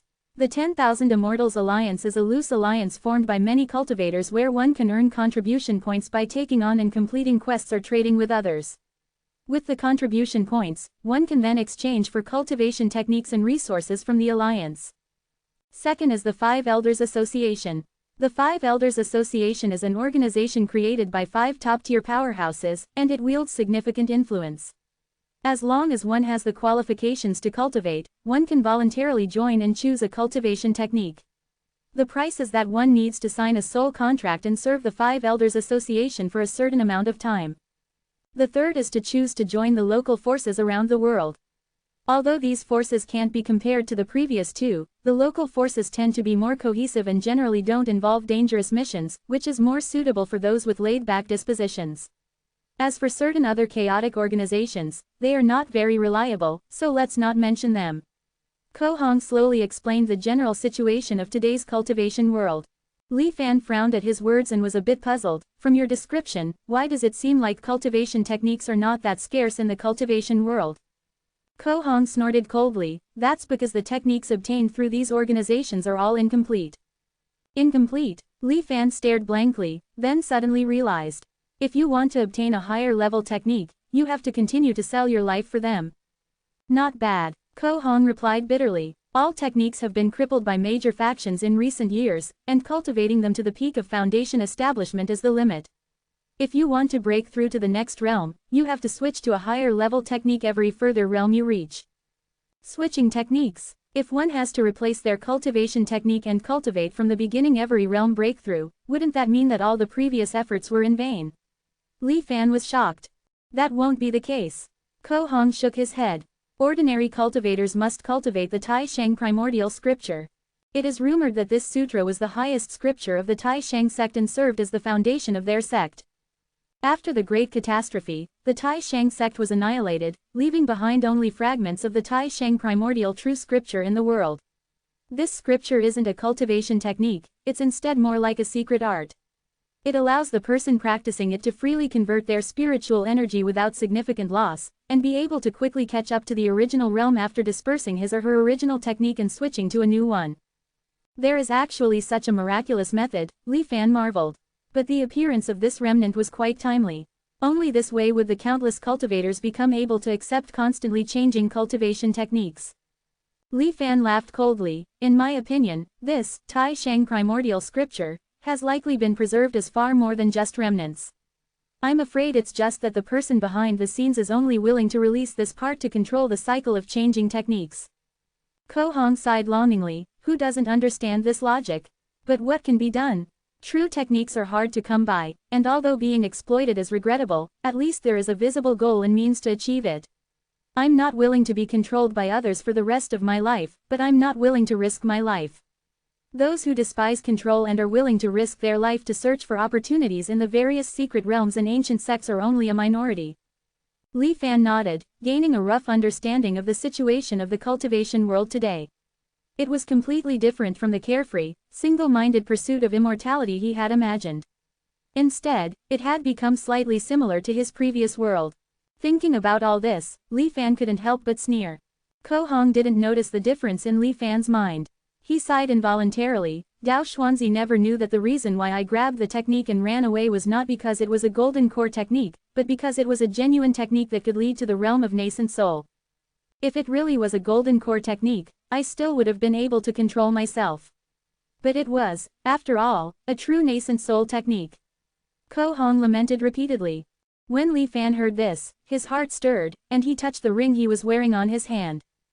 Ko Hong and Dao Xuanzi's items had already been seized by him and stored in this storage ring. Perhaps it was because he had gone through many reincarnations and his mental strength was far beyond that of normal people, but the storage ring that usually required divine sense at the chi refining stage to function was usable by him as well. However, if he couldn't find a way to leave the land of immortal extinction, these things would be completely useless to him, so he didn't have the heart to examine them carefully yet. Next, Ko Hong introduced Li Fan to the common knowledge of the cultivation world, such as how the fall of a cultivator would invoke a heavenly vision to all within a certain range. Finally, he returned to the topic of leaving and discussed Li Fan's hope for flying boat legacies from the Great Migration Plan. Perhaps there is indeed such a possibility, Ko Hong thought carefully before affirming. I've heard rumors that for the past thousands of years, there have been occasional reports of mortals banished to the immortal extinction lands who then secretly return to the cultivation world. It's just that most of it is just hearsay without any solid evidence. Where there's smoke, there's fire. Sometimes rumors contain the truth of the matter. Li Fan's heart perked up. After all, mortals and cultivators are inextricably linked. It is normal for some cultivators to leave a path for their mortal families to return. I think these mortals were able to return through the backup methods left by these cultivators. Ko Hong was not very optimistic. Even so, thousands of years have passed. This realm is also quite vast, and the possibility of being able to find these hopes is very slim. As long as there is a ray of hope, I will not give up. Li Fan said firmly. I really don't know why you, a dying old man, remain so attached to this. Ko Hong muttered in a small voice. Li Fan pretended not to hear and said solemnly to Ko Hong, as long as you help me find a way to travel to the cultivation world, not only will I release you and allow you to come with me, but I'll also return all of your and Dao Xuanzi's belongings. Including that nascent soul technique. Truly, Ko Hong raised his head violently, a strong trace of hope emerging in his eyes. Of course, Li Fan nodded his head. Good, if this is the case, I will do my best to help you. Ko Hong gritted his teeth and finally made up his mind. Although he had been deceived by Li Fan several times and did not know how trustworthy Li Fan's promises were, he was just like Li Fan. As long as there was even a sliver of hope, he was unwilling to give up. To be trapped here for decades and die of old age was definitely not what he, Ko Hong, desired. Next, with the help of Ko Hong, Li Fan collected history books and classics of the world, trying to find clues about the Great Migration Plan from ancient records. At the same time, Li Fan also used the army to excavate ancient tombs, trying to find some clues from them. Although it led to a lot of public grievances and hundreds of officials writing letters to admonish him day after day, they were all forcibly suppressed by him. Unfortunately, too much time had passed since the Great Migration Plan, and his remaining lifespan in this world was too short. 16 years later, in the 66th year, Li Fan's end was approaching, but he still had nothing to show for it. Ordering that Ko Hong should be released, Li Fan came alone to the underground chamber of the Imperial Advisor's mansion. With a movement of his divine mind, Li Fan took out all the items in his storage ring and laid them out in order. First, Li Fan focused on the jade slip that emitted a faint golden glow. It was the nascent soul technique that caused Ko Hong and Dao Xuanzi to turn against each other. TL note. Tai Shang sect equals Supreme sect, Mount Tai sect or something like that. I'll stick with pinyin though and just share the translations in a note, unless people overwhelmingly prefer the westernized form. Chapter 12. Second anchor point emerges. Jade Cosmos 1000 Variations Sutra, Nascent Soul Technique, current number of cultivators, 0. Li Fan picked up the jade slip and a message naturally appeared in his mind. Nascent Soul Realm, huh. Li Fan's heart was filled with longing, but it was a pity that right now, he was still just a mortal without a hint of divine sense. Although he could use the storage ring, he could not do anything with this nascent soul technique, and could only look on with bated breath, unable to learn its content. Owning a treasure but being unable to access it, Li Fan could only look at it greedily for a few more moments before finally putting it down with reluctance. Li Fan then looked at a rusty iron sword beside it. It was none other than Dao Xuanzi's Foundation Establishment treasure, Rust Sword Dao Zan. According to Ko Hong, if a qi refining cultivator wanted to break through, he needed to use a treasure of heaven and earth as the basis to establish their foundation. These treasures were unique, and only those with destiny could find them. Furthermore, once a cultivator establishes their foundation through the treasure will become inextricably tied to the cultivator. If the cultivator falls, then the natural treasure will fall with them, losing their extraordinary properties and becoming an ordinary object. Li Fan stroked the unusual iron sword in front of him with his hand, but his attention was focused on the information that suddenly emerged from truth. Charging item found. Rust Sword Dao Zan Remnant. Consume to recharge. Li Fan pondered for a moment and chose yes. The rusty sword in his hand silently disappeared, and with that, a line of small words appeared in Li Fan's mind. Current anchor recharging progress, 1%. Current number of anchor points, 1 inch. Li Fan's heart stirred. According to the feedback from Truth, when the anchor charging progress reached 100%, a second anchor point will be opened. In the future, everything will be virtualized, and when choosing to return, one could choose to restart from any one of the anchor points. If the second anchor point can really be opened, it would be incredibly convenient, Li Fan thought, looking forward to it.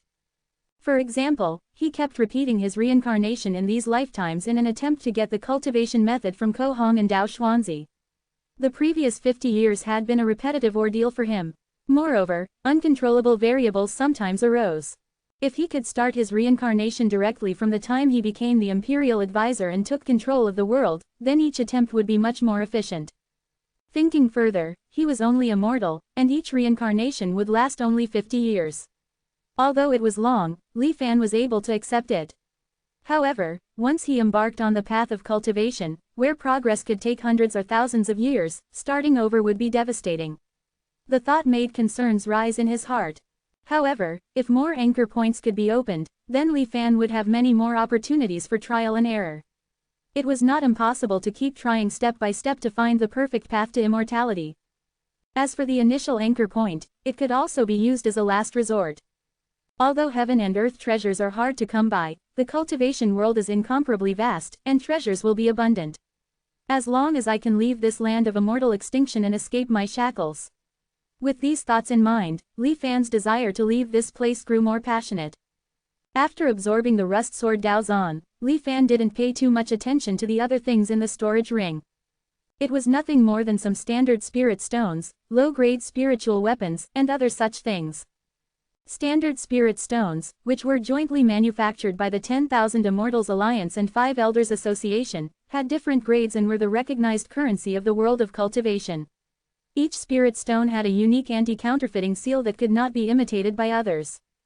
In fact, the reason why a standard spirit stone was valuable was because it was recognized by the 10,000 Immortals Alliance and the 5 Elders Association, and could be exchanged for cultivation techniques. On the other hand, privately made inferior spirit stones and natural spirit stones dug out from various spirit mines were all worthless. This was because in today's cultivation world, what bottlenecked most cultivators were not resources such as spiritual chi and spiritual stones, but instead cultivation techniques of each realm. It was because the 10,000 Immortals Alliance and the 5 Elders Association controlled the vast majority of the world's cultivation techniques that they could become behemoths spanning the entire cultivation world. As for those low-grade spiritual weapons, they were mostly used as consumables in fights. Ko Hong and Dao Zanzi were not particularly wealthy, so the spiritual weapons on their bodies were common goods that had little value. After storing away the items in front of him, including the nascent soul technique, one by one into his storage ring, Li Fan had become exhausted. His body was already so frail, like a candle in the wind, and it would completely fall apart at any time. Taking a deep breath, Li Fan closed his eyes, as if he wanted to engrave his weakness at this moment firmly in his heart. Afterwards, Li Fan no longer hesitated and called out truth, ending this life. In the darkness, scenes of his previous life flashed by rapidly, and eventually, a few familiar lines appeared in the field of vision. The simulation ends. You can choose one of the following options to keep. 1. An item possessed by you during this simulation. 2. Your cultivation level in this simulation. 3. The simulated memories of a person close to you in this simulation. These memories can be inherited by that person. 4. Abandon the above choices to accelerate the recharging progress. Li Fan chose the first item this time. Unfortunately, his attempt to be clever by placing all of his items in the storage ring in his last life failed. Items such as the storage ring, nascent soul technique, spiritual stones, spiritual weapons, and so on appeared in Li Fan's mind in turn. Li Fan naturally chose the nascent soul technique. What surprised him was that after he chose the cultivation technique, he could take it out and put it back into truth at any time. Moreover, the technique was already bound to himself, in a sense. This technique already completely belonged to him, and even if he did not choose to bring it back in the next life simulation, it would still exist in truth, ready to be brought out at any time. With this, many more plans have become available. Li Fan took out the golden jade slip and played with it in his hands while pondering over his course of action in this lifetime. Thousands of years have passed since the Great Migration era, and the relevant clues have long been buried deep underground. Mass excavation of ancient tombs is too sensational, and despite the strong control I had over the court in the previous life, this matter sparked significant opposition.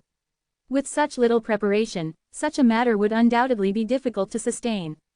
However, if I start laying out the groundwork from the beginning and spend 20 years, it may not be impossible to transform the mindsets of people in the world. Name: Li Fan. Cultivation realm: mortal. Physical age: 2086. Mental age: 282 1109 sa. Recharge progress: 0%. Anchoring charge progress: 1%. Current number of anchor points: 1. Bound items: Jade Cosmos 1000 Variations Sutra. As time passed, Li Fan's sixth life began. Everything progressed according to the established trajectory, but under Li Fan's discreet influence, many subtle changes occurred in the world.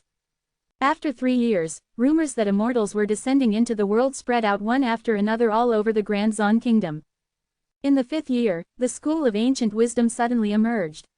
This school brought with it several volumes of ancient texts, which were so extraordinarily rare that they shook the entire world. The names of the ancient scrolls were Yi Jing, Dao De Jing, Nanhua, Lunyu, and Dashui. 1. One famous literature from China. You might recognize Lunyu, the Analects, as one of the core writings of Confucianism and Dao De Jing as foundational to Taoism. Chapter 13. Shaping the World. Xuanjing City, Scholarship Abode. A group of scholars gathered together to examine the volumes of ancient books that had recently caused the world to tremble. Ever since the ancient books appeared in the world a few days ago, the city's bookstores have been printing additional copies without stopping. Even so, the demand for the published books exceeded the supply. These scholars also managed to obtain a few volumes today with great difficulty, so they invited a group of friends to come here to enjoy it together. Supreme benevolence is like water, benefiting all things without hesitation. Wonderful, wonderful. Tao begets one, one begets two, two begets three, and three begets all things. In just a few words, it instantly feels infinitely profound. This scripture is truly extraordinary. In my opinion, these 3,000 words are worth more than all the literature I've read before. I feel the same way.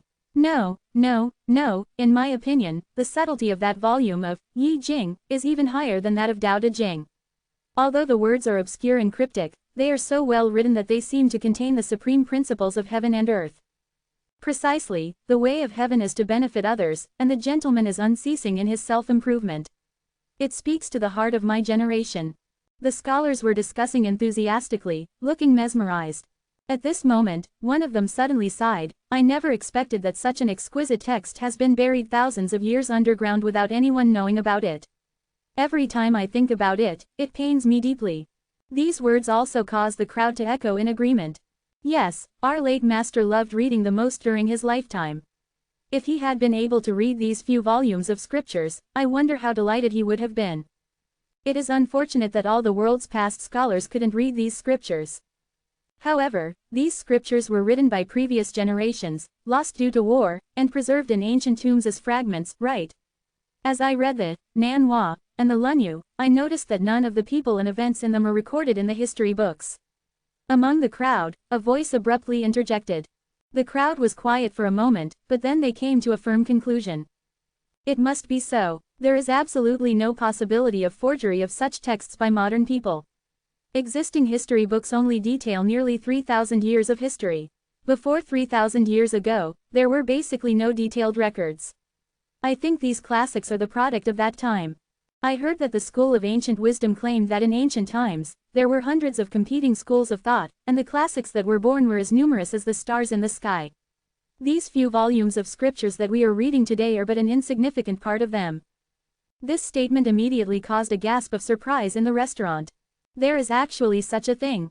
The thought that there are still so many classic texts buried deep underground, unknown to the world, makes me incomparably heartbroken and unable to sleep at night. I wonder what the rest of the classics are like. But after all, these ancient texts are deeply hidden in various ancient tombs. What the School of Ancient Visitors has said about the massive excavation of ancient tombs in search of the lost classics is really against human decency.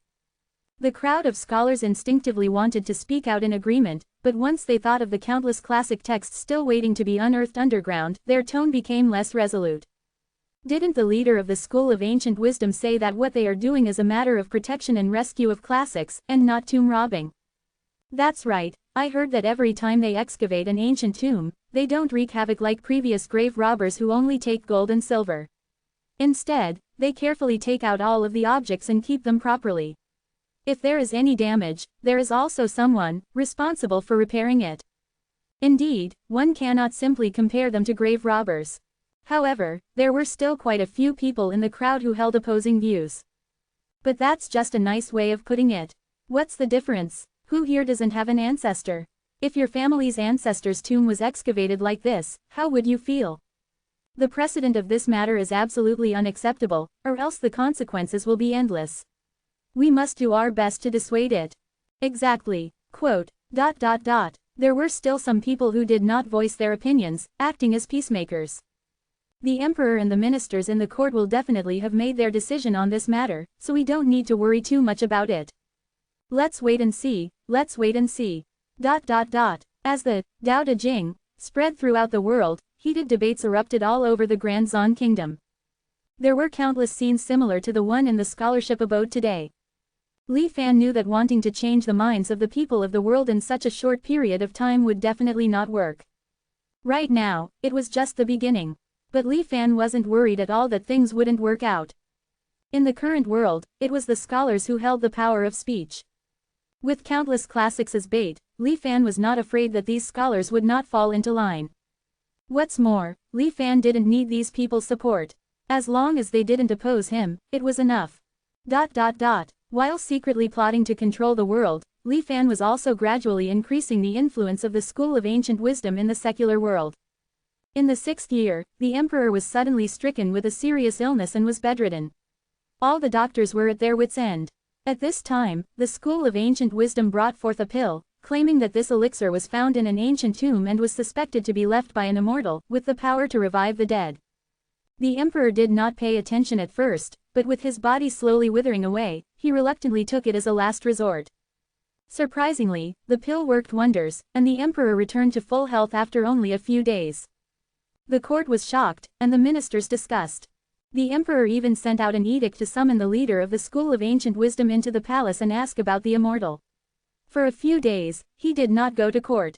Since then, the emperor wholeheartedly believed in the existence of immortals. He secretly authorized his army to cooperate with the School of Ancient Wisdom to look for traces of immortals in the ancient tombs.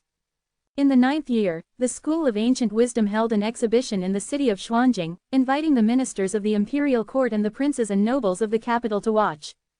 Although these people were very rich and knowledgeable, after seeing the rare treasures in the exhibition, they were all stunned, and could not extricate themselves from the wonders. After this, the School of Ancient Wisdom even loosened its restrictions so that ordinary people could enter the exhibition as long as they purchased a ticket. Xuanjing City was suddenly in an uproar. Countless people lined up, wanting to enter the exhibition to get a glimpse of the treasures. The number of people was so large that it caused the roads in the capital to be blocked. Fortunately, the emperor issued an order to have the garrison battalion hold formation to maintain order, and only then was the excitement gradually suppressed. The spectacle lasted for more than half a month. After this, instead of closing, the exhibition began to tour around, visiting each part of the Grand Zan Kingdom. In the 11th year, Zhongnan Prefecture uncovered a vicious grave robbing case and captured a grave robbing group of hundreds of people. This group had gone on a rampage, excavating ancient tombs in the deep mountains and causing incalculable damage. According to the law, all of them should be sentenced to death. However, the number of people involved in the case was so large that the governor of Zhongwei Prefecture did not dare to make the decision on his own, and sent a letter over 800 miles to Xuanjing City to ask the emperor to make a decision. Some ministers were outraged and wrote a letter asking for the death penalty. However, surprisingly, the vast majority of court officials remained silent at this time. The emperor also ignored all the memorials that were sent and did not take a position. It was only after a month that the emperor's decree arrived. Instead of capital punishment, they were only sentenced to slavery and were to be brought to the capital. Few ministers in the court wrote a letter of opposition. Li Fan looked at the edict and smiled slightly, knowing that the situation had already been decided. Chapter 14. Light emerging from the darkness. After 13 years, ancient texts such as the Shengshu, Shi, and Li 1 emerged, and scholars across the world yearned for that lost history more and more. In the 15th year, the emperor became seriously ill. In a desperate attempt to renew his life, he sent more than 100,000 troops to excavate ancient tombs and look for traces of the elixir of immortality. Although some ministers gave many criticisms, the court did not submit a large-scale petition against it. Unfortunately, the elixir remained elusive. Even though hundreds of tombs were excavated, no trace of it could be found. At the end of the year, the emperor died with regret. Before he died, he passed on his throne to the Prince of Langya. At this point, Li Fan finally regained control of the world. Under the influence of Li Fan, the trend of exploring ancient tombs continued to grow. After 17 years, a mountain hunter stumbled upon an ancient tomb, pleasing the imperial advisor and receiving a noble title as a reward. Since then, the people of the world have become even more enthusiastic and obsessed with exploring ancient tombs. No matter how remote the mountains and forests were, one could see groups of tomb explorers. Time flowed, and we arrived at the 23rd year. Li Fan stood in the imperial advisor's mansion, reviewing the summary of clues obtained from official and private tomb explorers over the past few years. Before this, there were only 3,000 years of historical records in this world, totaling 23 dynasties. With the excavation of ancient tombs, the previously lost history was also gradually filled in. Before these 23 dynasties, there were 16 more dynasties, dating back to about 6,000 or 7,000 years ago. The earliest one that could be found was named the Qi dynasty. 6,000 or 7,000 years, it almost matches the Great Migration era, Li Fan thought to himself. With that, he ordered his men to focus on excavating the ancient tombs of the Qi dynasty. He even offered a reward to the world, claiming that anyone who could find the ancient tombs of the Qi dynasty would be granted a noble title. As soon as the news came out, people all over the world rushed to share the news. Countless young people embarked on the road of tomb exploration. No matter how obscure history was, it couldn't withstand such enthusiastic excavation by people from all over the world. After 25 years, the tomb of the first emperor of the Qi dynasty, Yi Xing, was finally found.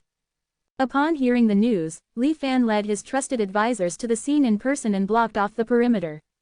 In the past 10 years or so, the techniques for excavating ancient tombs in the Grand Zan Kingdom had developed by leaps and bounds, leading to a set of extremely effective plans for opening tombs.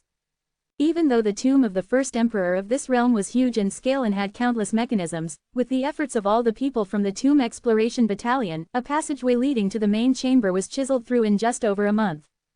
After all obstacles were removed, Li Fan entered the interior of the tomb while surrounded by a crowd. The main tomb passage stretched for hundreds of meters, and the walls on both sides were filled with lifelike murals. Although thousands of years had passed, they were still clearly visible. Li Fan paced slowly, glancing over the murals along the way.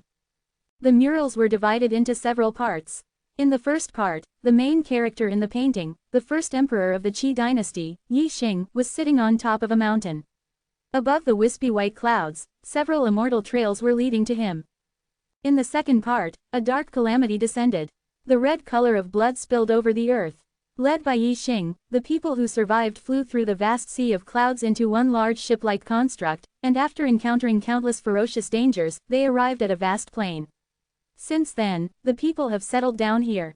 In the third part, Yi Xing, with the support of the people, declared himself emperor and established the Qi dynasty.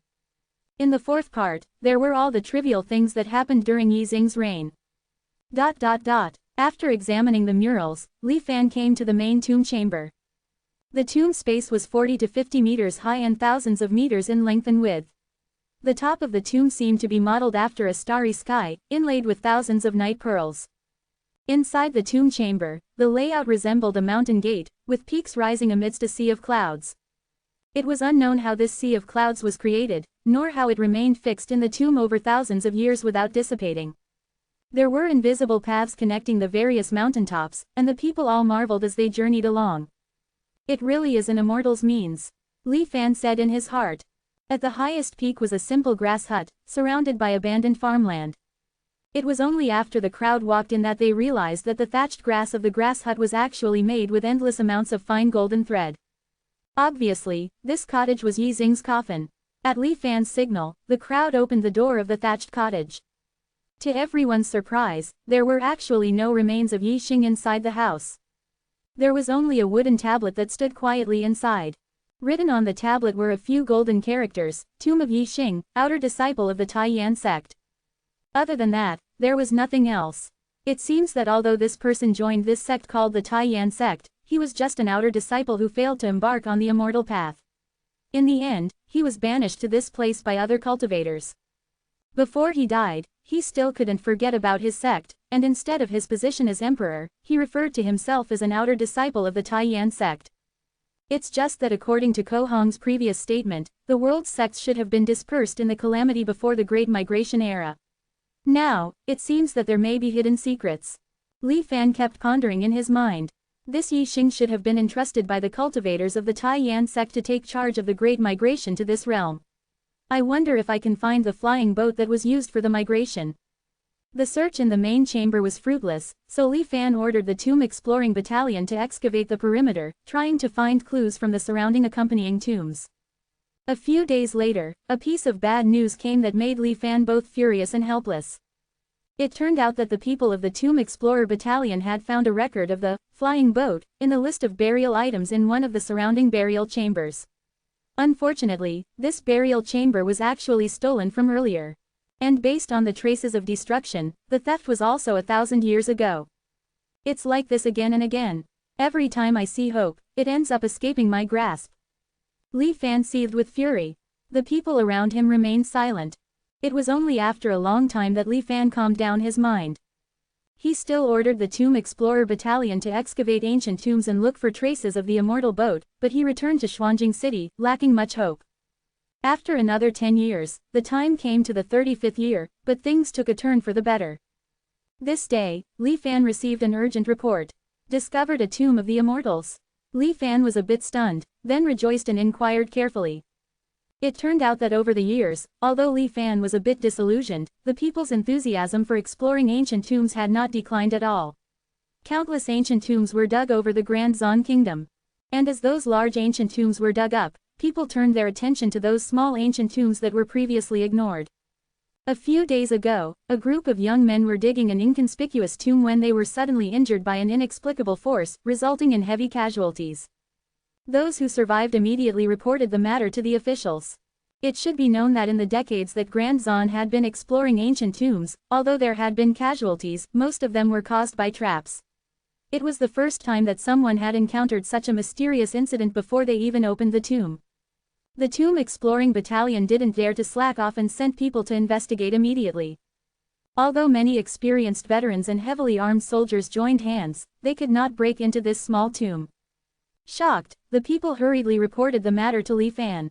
Li Fan rushed to the scene after hearing the news, and after utilizing the immortal miasma, he finally destroyed the unknown power surrounding the tomb. Upon entering the tomb, amongst the array of burial objects, a small wooden boat was found. Asterisk asterisk asterisk asterisk asterisk. One more famous Chinese literature. Chapter 15, Foundation Establishment Remains. This tiny wooden boat was none other than the flying boat that Li Fan had been longing for. Through a message that the tomb owner had carved on the wall of the tomb before he died, Li Fan finally understood the whole story. It turned out that the tomb owner's name was Qian Hong, and he was a Foundation Establishment stage cultivator. More than 3,000 years ago, he was hunted down by his enemies, and in desperation, he hid in this immortal extinction land. He wanted to hide for a while and then leave, but he didn't know that there was no spiritual qi in the land of immortal extinction, and he was a poor cultivator who had few spirit stones on his body. It didn't take long for him to run out of spirit stones. Without the means to replenish his spiritual energy, his cultivation deteriorated. After failing to break through the immortal extinction formation and becoming seriously injured, Qian Hong knew that he was trapped. However, this person was also a resilient person and did not give up. He guessed that when mortals were banished to this place 1,000 years ago, they might have left 1 or 2 flying boats. So he made many inquiries, and after spending several decades, he finally found Yi Xing's tomb. There was indeed a flying boat present in the tomb, but what made him despair was that the core formation array inside the flying boat had been damaged, and because he was not good at the art of formations, he could not repair it. Moreover, even if the flying boat was repaired, without spirit stones, he would not be able to provide it with enough power with his cultivation at that time. At this point, Qian Hong finally gave up on this immortal extinction land. After that, he went incognito and lived an ordinary life as a mortal. Before he died, he carved his life onto the wall of his tomb, hoping that in the future generations, if any cultivator broke into his tomb, they would bring his bones back to the cultivation realm. The few things he left in the tomb would be considered his payment in advance. The first was the source of the power that guarded Qian Hong's grave and caused the deaths of dozens of tomb robbers previously, and the reason why Qian Hong was convinced that anyone who could break in must be a cultivator. The mystical artifact, Stone Tablet of Prohibition. It was a half-broken stone tablet, on which the word, stop, was vaguely visible. Li Fan touched the steel, and there was no response from truth, disappointing him. Previously, in order to break into the cemetery, he had used a large amount of immortal miasma, and because of this, the monument was corrupted by the miasma and had already turned into an ordinary stone. However, Li Fan didn't care too much, since he knew where Qian Hong's tomb was and could come back for it in his next life. The second thing left by Qian Hong was 2 jade slips. The jade slips contained the techniques that he had painstakingly exchanged from the 10,000 Immortals Alliance. Minor Heart Resolve, Qi Refining Stage Technique, Current Number of Cultivators, 1. Record of Clouds of Water, Foundation Establishment Stage Technique, Current Number of Cultivators, 1. Picking up the jade slip and receiving the information coming from it, Li Fan's heart jumped violently, thinking that Qian Hong was not dead and that this place was a trap set by him. But a moment later, Li Fan realized the truth. Over 3,000 years had passed, and even a golden core cultivator would have turned into dust. As for why these techniques were being practiced today, Li Fan understood after a little thought. The 10,000 Immortals Alliance must have the original archives of the techniques. If they saw the number of people practicing the techniques change to 0, they would know that the cultivator who exchanged the techniques before had already died. After this, it was natural to take these techniques out and let people redeem them again. In these 3,000 years, these two techniques likely had changed owners numerous times. How profiteering! Li Fan was speechless for a moment. After some lamentation, Li Fan turned his gaze to the third item, the Taiyan boat. This item was exactly the tool that the Taiyan sect used to migrate mortals. Perhaps it was because this flying boat was broken that it was left behind. After thousands of years of twists and turns, it had finally fallen into Li Fan's hands, becoming his hope to jump out of this immortal extinction land. Holding the Taiyan boat in his hands, Li Fan's heart surged. After hundreds of years of anticipation, he had finally achieved his goal. As for the Taiyan boat being damaged, Li Fan was not worried at all. Qian Hong could not repair it, and neither could he, but someone else could. 15 years later, the 50th year after the anchor point arrived, and Ko Hong and Dao Xuanzi visited Xuanjing City once more. Dao Xuanzi, do not overstep your bounds. Ko Hong, do you think I will let you go just because you escaped to this land of immortal extinction? Hand over the technique you obtained that day, or I won't rest until you're dead. Ridiculous. It's because of the lack of a golden core technique that I've been trapped in the foundation stage for nearly 100 years. I'm about to turn into withered bones, my end is approaching. However, I have now finally obtained a golden core technique. How could I possibly hand it over to others? Indeed, a golden core technique with no other practitioners, an irreplaceable treasure. Although many golden core techniques exist, innumerable cultivators are stuck at the foundation establishment stage. It's just a single technique. It's ridiculous that despite how you and I have been brothers for 100 years, we're now fighting to the death for a chance of survival. The two of them were about to fight to the death, but they heard a burst of bold laughter coming from Xuanjing City below. Is a mere golden core technique worth the two of you fighting to the death? Ko Hong and Dao Xuanzi simultaneously changed expressions and looked downwards. Who are you? How presumptuous, arrogant. The two both spoke, but their expressions were on guard at the same time. The two of you might as well come down for a moment. They saw a silver-haired elder shouting loudly from the Imperial Advisor's mansion below. Ko Hong and Dao Xuanzi exchanged glances, and while staying on guard, landed in the Imperial Advisor's mansion. Haha, please. The silver-haired elder seemed to be very happy as he led the two of them to the lobby and sat down. After ordering his subordinates to prepare wine and food to entertain them, he said with some emotion, back then, when my ancestor was on his deathbed, he had said that in the future, there might be two people who would come from the abyss ruins and fly to the capital, and that would be the opportunity for my clan to escape this place. For thousands of years, the people of my clan have been both believing and doubting it. Now, I have finally found confirmation. The old man laughed out loud and drank from the wine cup in front of him. Ko Hong and Dao Xuanzi, on the other hand, looked at each other in disbelief. I don't know what the elder's name is. Ko Hong asked, his tone much more polite. Li Fan, he replied with a smile. According to your words, your ancestor had foreseen that the two of us would come here thousands of years ago. What did he mean by the opportunity to escape this place? Dao Xuanzi frowned and sized up Li Fan. Li Fan seemed to be a bit unhappy at his words. What? You two don't believe me? Ko Hong laughed and shook his head. This matter is too mysterious. The two of us have traveled the cultivation world for 100 years, and we have never heard of any deduction technique that can predict thousands of years into the future. Dao Xuanzi followed suit and shook his head.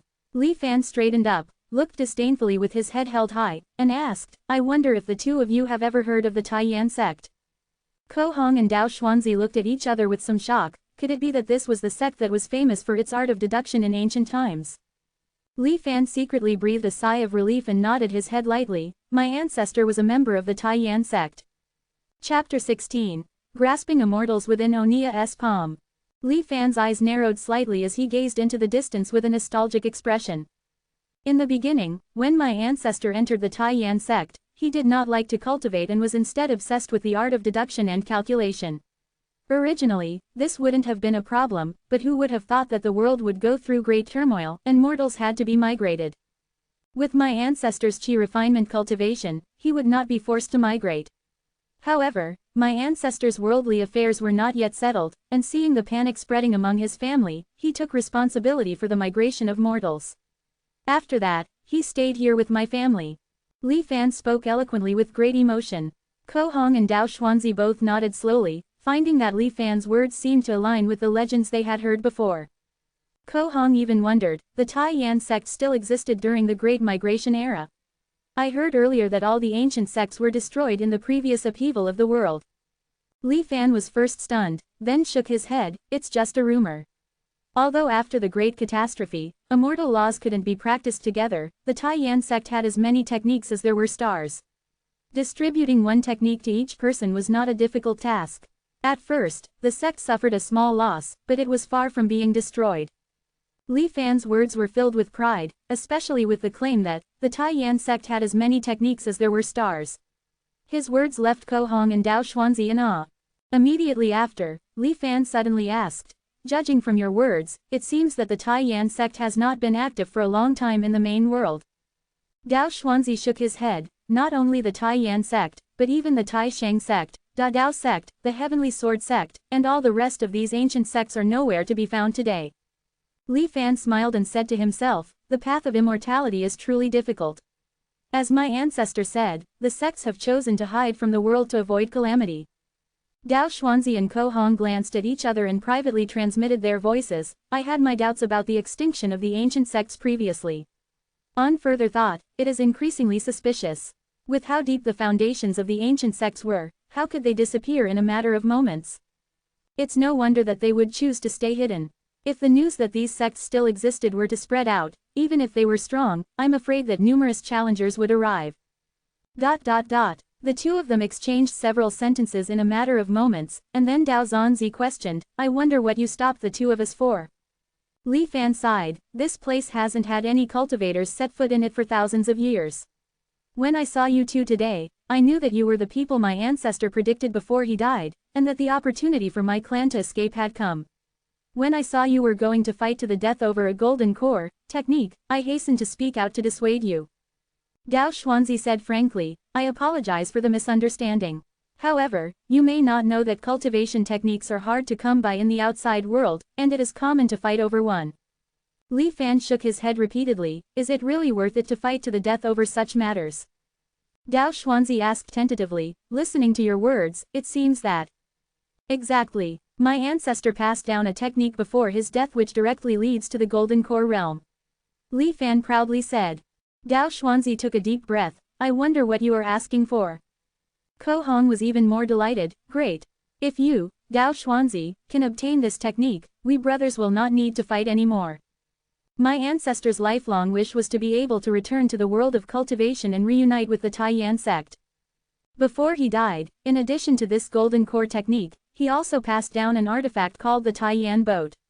Although it has been damaged, the ancestor had used the art of Tai Yan to calculate that after a number of years, there would be two cultivators that would come to this place, one skilled in swordsmanship and one skilled in refining.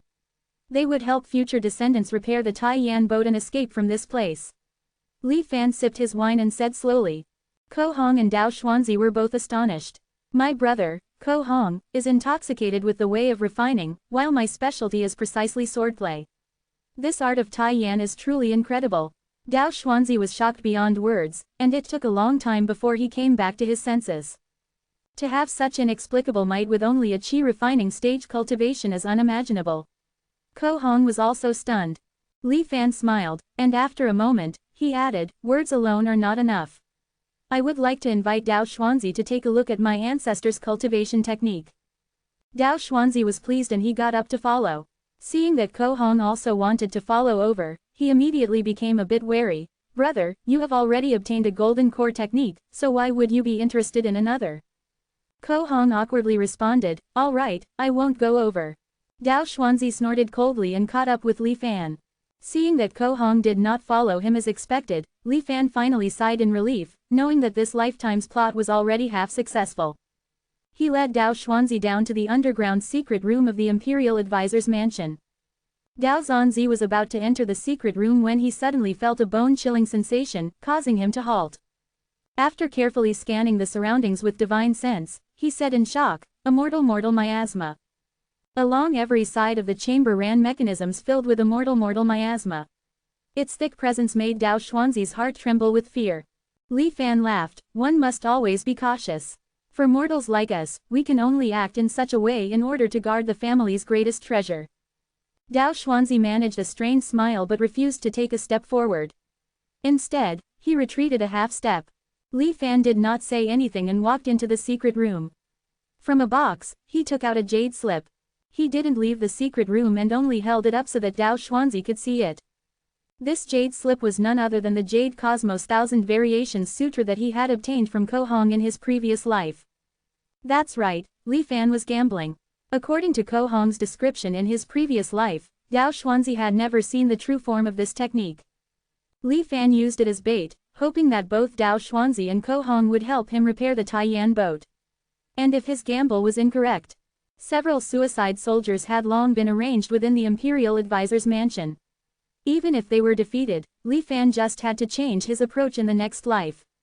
Li Fan smiled in his heart when he realized that Dao Xuanzi had been completely captivated by the golden jade slip in his hand. The Jade Cosmos Thousand Variations Sutra, a nascent soul technique, it's actually a nascent soul technique. Dao Xuanzi's breathing became heavy, and a dangerous look even flashed in his eyes.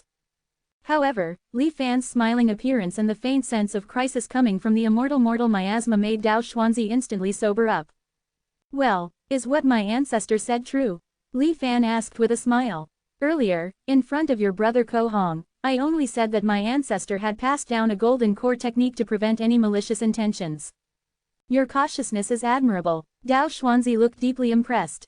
He then added in excitement, don't worry, fellow Taoist, Ko Hong is proficient in the art of refining. I will definitely persuade him to do his best to help you repair the Taiyan boat. Li Fan laughed, in that case, I will count on you. After this is accomplished, I will definitely hand over this technique to you. With the prospect of longevity in sight, Dao Xuanzi couldn't wait to enlist Ko Hong and start working right away. Watching reluctantly as Li Fan stored the nascent soul technique and closed the secret room, Dao Xuanzi couldn't wait to find Ko Hong immediately. Chapter 17. Everything is ready. In that case, Li Fan's words are true, and he really does have a golden core technique.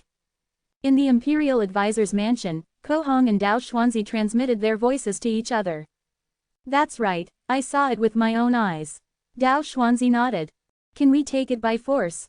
He's only immortal. Ko Hong's face turned ferocious. Dao Xuanzi hastened to dissuade him, although this Li Fan is only immortal, he belongs to the Taiyan sect. You have also seen the terrifying prophecy technique he used before. If we forcefully rob him, we can't guarantee that he will have any more tricks up his sleeve. We're just helping him repair a Taiyan boat, it's not like it's a difficult task. Why bother with any more complications? Of course, Dao Xuanzi was mainly afraid that if they robbed Li Fan by force, Li Fan would be forced to reveal that the cultivation technique was actually a nascent soul technique. Only after Dao Xuanzi's discouragement did Ko Hong extinguish the idea of theft.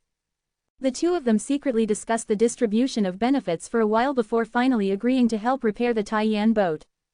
On the second day, the two of them saw the Taiyan boat that Li Fan was talking about. Ko Hong was delighted at the sight of it and hurriedly took it over for a closer look. A true Taiyan sect artifact. The skillful craftsmanship and the intricate formations are far beyond what I have learned. The more Ko Hong looked at it, the more he rejoiced. If I can restore it, my path of artifact refinement will surely improve. In that case, I'll leave you two to it. Feel free to mention whatever needs you have, and I will definitely fulfill them. Li Fan said solemnly. You may go, don't disturb me. Ko Hong waved his hand, already immersed in studying the Taiyan boat. Time was of little consequence to cultivators. Despite its seemingly small size, it took Ko Hong nearly a year to repair the Taiyan boat. On this day, after hearing that the Taiyan boat had been repaired, Li Fan hurriedly found the two of them. After taking the Taiyan boat from Ko Hong, he was overjoyed. Ko Hong said with some pride, the core power array, size shifting array, and purification array of the Taiyan boat have been completely repaired, and only the defense and attack arrays had to be simplistically repaired due to material limitations. It'll have no issues breaking through immortal extinction formation, but it'd be difficult to defend against an attack from cultivators. Li Fan did not care about this, no matter. As long as we escape the immortal extinction formation and return to the cultivation world, my ancestor's token will guide us to the Taiyan sect. Ko Hong's eyes flickered for a moment before he enthusiastically introduced Li Fan to the operation methods of the Taiyan boat. This Taiyan boat is powered by spiritual qi and needs to be maneuvered with divine sense. There are 3 sizes which can be changed on demand.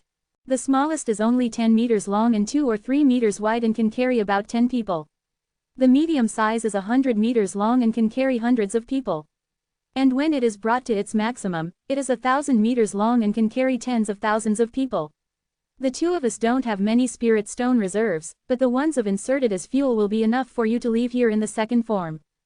However, piloting the Taiyan boat requires a minimum of Foundation establishment divine sense. Do you need us to do it for you? Before Ko Hong could finish his sentence, he saw the Taiyan boat slowly growing larger under Li Fan's control, turning from a tiny toy into a real boat. Li Fan couldn't wait to step inside the Taiyan boat. The 10-meter form of the Taiyan boat was very simple with only one layer. The front deck was nearly 2 meters long, and behind it was the control cabin and living cabin. Li Fan stood inside the control cabin, his divine sense connected to the Taiyan boat. Soon, he felt an intuitive sense of how to control the ship. Under his maneuvering, the Taiyan boat rose steadily into the air and floated in midair. Li Fan then flew the Taiyan boat up and down, left and right around for a while before suppressing the excitement in his heart and returning to the ground again. Fellow Taoist really has extraordinary means. Even though he is immortal, he is able to maneuver the Taiyan boat. Ko Hong praised. They're just some minor tricks not worth mentioning. Li Fan smiled faintly. I would also like to thank you 2 fellow Taoists. After being trapped for thousands of years, it's all thanks to the 2 of you that we can hopefully escape now. Li Fan's words were said with sincerity. Although Ko Hong was curious about how Li Fan could maneuver the Taiyan boat without divine sense, he saw that Li Fan avoided talking about it, so he could only let it go. On the contrary, Dao Xuanzi was already a little impatient. Now that the Taiyan boat has been repaired, I wonder. Li Fan laughed out loud. It has long been prepared. Follow me. Dao Xuanzi was energized by Li Fan's words and hurriedly followed. The 2 of them had already agreed that Ko Hong would not follow them and instead wait in place. A few moments later, Dao Xuanzi came back with a smile on his face, clearly having obtained the technique. Li Fan, Dao Xuanzi, and Ko Hong were all very satisfied with the transaction. In order to express his gratitude to the 2 of them, Li Fan held a large banquet for them. The wine and food flowed ceaselessly, and the singing and dancing continued for 3 days. 3 days later, Ko Hong and Dao Xuanzi bid farewell to Li Fan. Fellow Taoist, we don't have many spirit stones left. If we stay in this immortal extinction land any longer, we risk losing our cultivation. That's why I've come to bid you farewell today. Dao Xuanzi said to Li Fan. Li Fan was a bit regretful. There are still a number of matters that my clan has settled yet, so I cannot leave with fellow Taoists. Ko Hong, on the other hand, said enthusiastically, there is no harm. If you, fellow Taoist, escape, you can come to Lingtian City in the Kongyun mountain range to look for us. With that, Ko Hong handed over a map to Li Fan.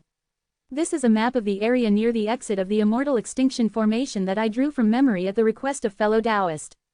There are no blank jade slips here, so I had to use pen and paper. Li Fan gratefully received the map and thanked him again.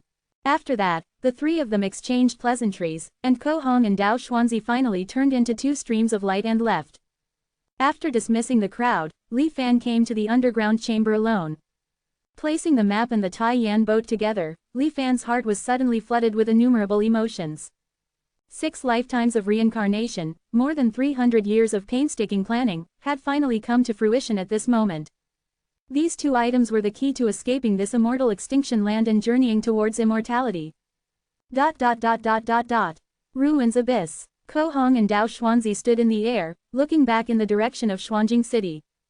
Previously, when I broke into this immortal extinction land, I thought that even if I didn't die on this trip, I would be seriously injured. I didn't expect to encounter this opportunity hidden by misfortune. Dao Xuanzi said quietly as he sensed the nascent soul technique in his storage ring. Ko Hong also nodded his head in agreement and then expressed some regret, that Li Fan's heart is not bad, he has strong willpower. It's a pity that the end of his lifespan is near, and even if he can return to the cultivation realm, he will only have a few years left to live. Immortality is an unmatched goal. Weren't you and I fighting against each other precisely over the hope for immortality? Dao Xuanzi said indifferently. Speaking of which, what exactly is the golden core technique that Li Fan handed over to you? Ko Hong was suddenly a little curious. Dao Xuanzi didn't answer. Instead, he smiled and said, "It can't be the same technique as the one in your hands, right? Don't worry, after I go back to my seclusion and break through to the golden core stage, I will definitely not forget the 3 things I promised to help you with." Ko Hong then also stopped asking more questions, and was a bit excited. "After I break through as well, with the 2 of us brothers together, who in the Kong Yun mountain range will be our opponent? The formation mist has yet to dissipate, but I wonder if brother would still dare to break through." Dao Xuanzi watched the fog above the ruins abyss before suddenly flying into it. Obviously, he couldn't wait to return to the cultivation realm and cultivate the new technique. "Why wouldn't I dare?" Ko Hong let out a loud laugh, then also followed suit and dove in headfirst. Chapter 18. Diving into the Abyss. Li Fan didn't care about how Ko Hong and Dao Xuanzi would react when they returned to the cultivation world and realized that they were actually practicing the same technique. At this moment, he had already taken care of everything in the mortal realm and had piloted the Taiyan boat to the ruins abyss. According to common sense, one should wait until the white mist dispersal day every 15 years before exploring the ruins abyss.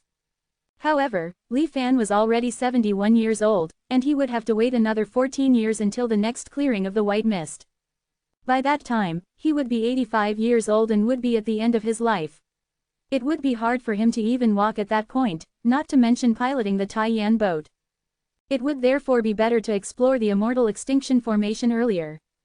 Anyway, there was nothing left for him in this life, and he could start the next life at any time. Maneuvering the Taiyan boat, Li Fan slowly descended towards the bottom of the ruins abyss.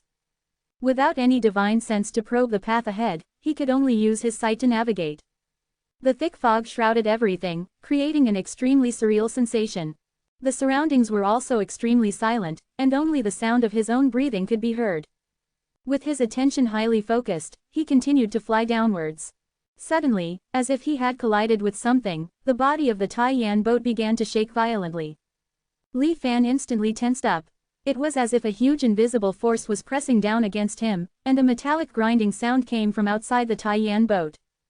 Fortunately, the defense formation was activated in time, and a faint golden curtain of light enveloped the Taiyan boat. The body of the boat gradually became smooth, and that somewhat creepy noise also disappeared. However, the constantly distorting protective light screen indicated the horrifying pressure coming from the outside world. After the astral wind layer would be the illusory light layer. Li Fan recalled Ko Hong's introduction to this Immortal extinction formation. The Immortal extinction formation was mainly designed to prevent banished mortals from returning to the cultivation realm. The astral wind layer was strewn with strong winds. The wind blades could easily tear apart a mortal's body, and even foundation stage cultivators had to protect themselves with their spiritual energy and deal with it carefully.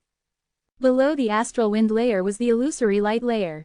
Iridescent lights flowed like satin at this layer of the abyss. When mortals saw it, they would fall into endless illusions. Under the illusory light layer was the inversion layer.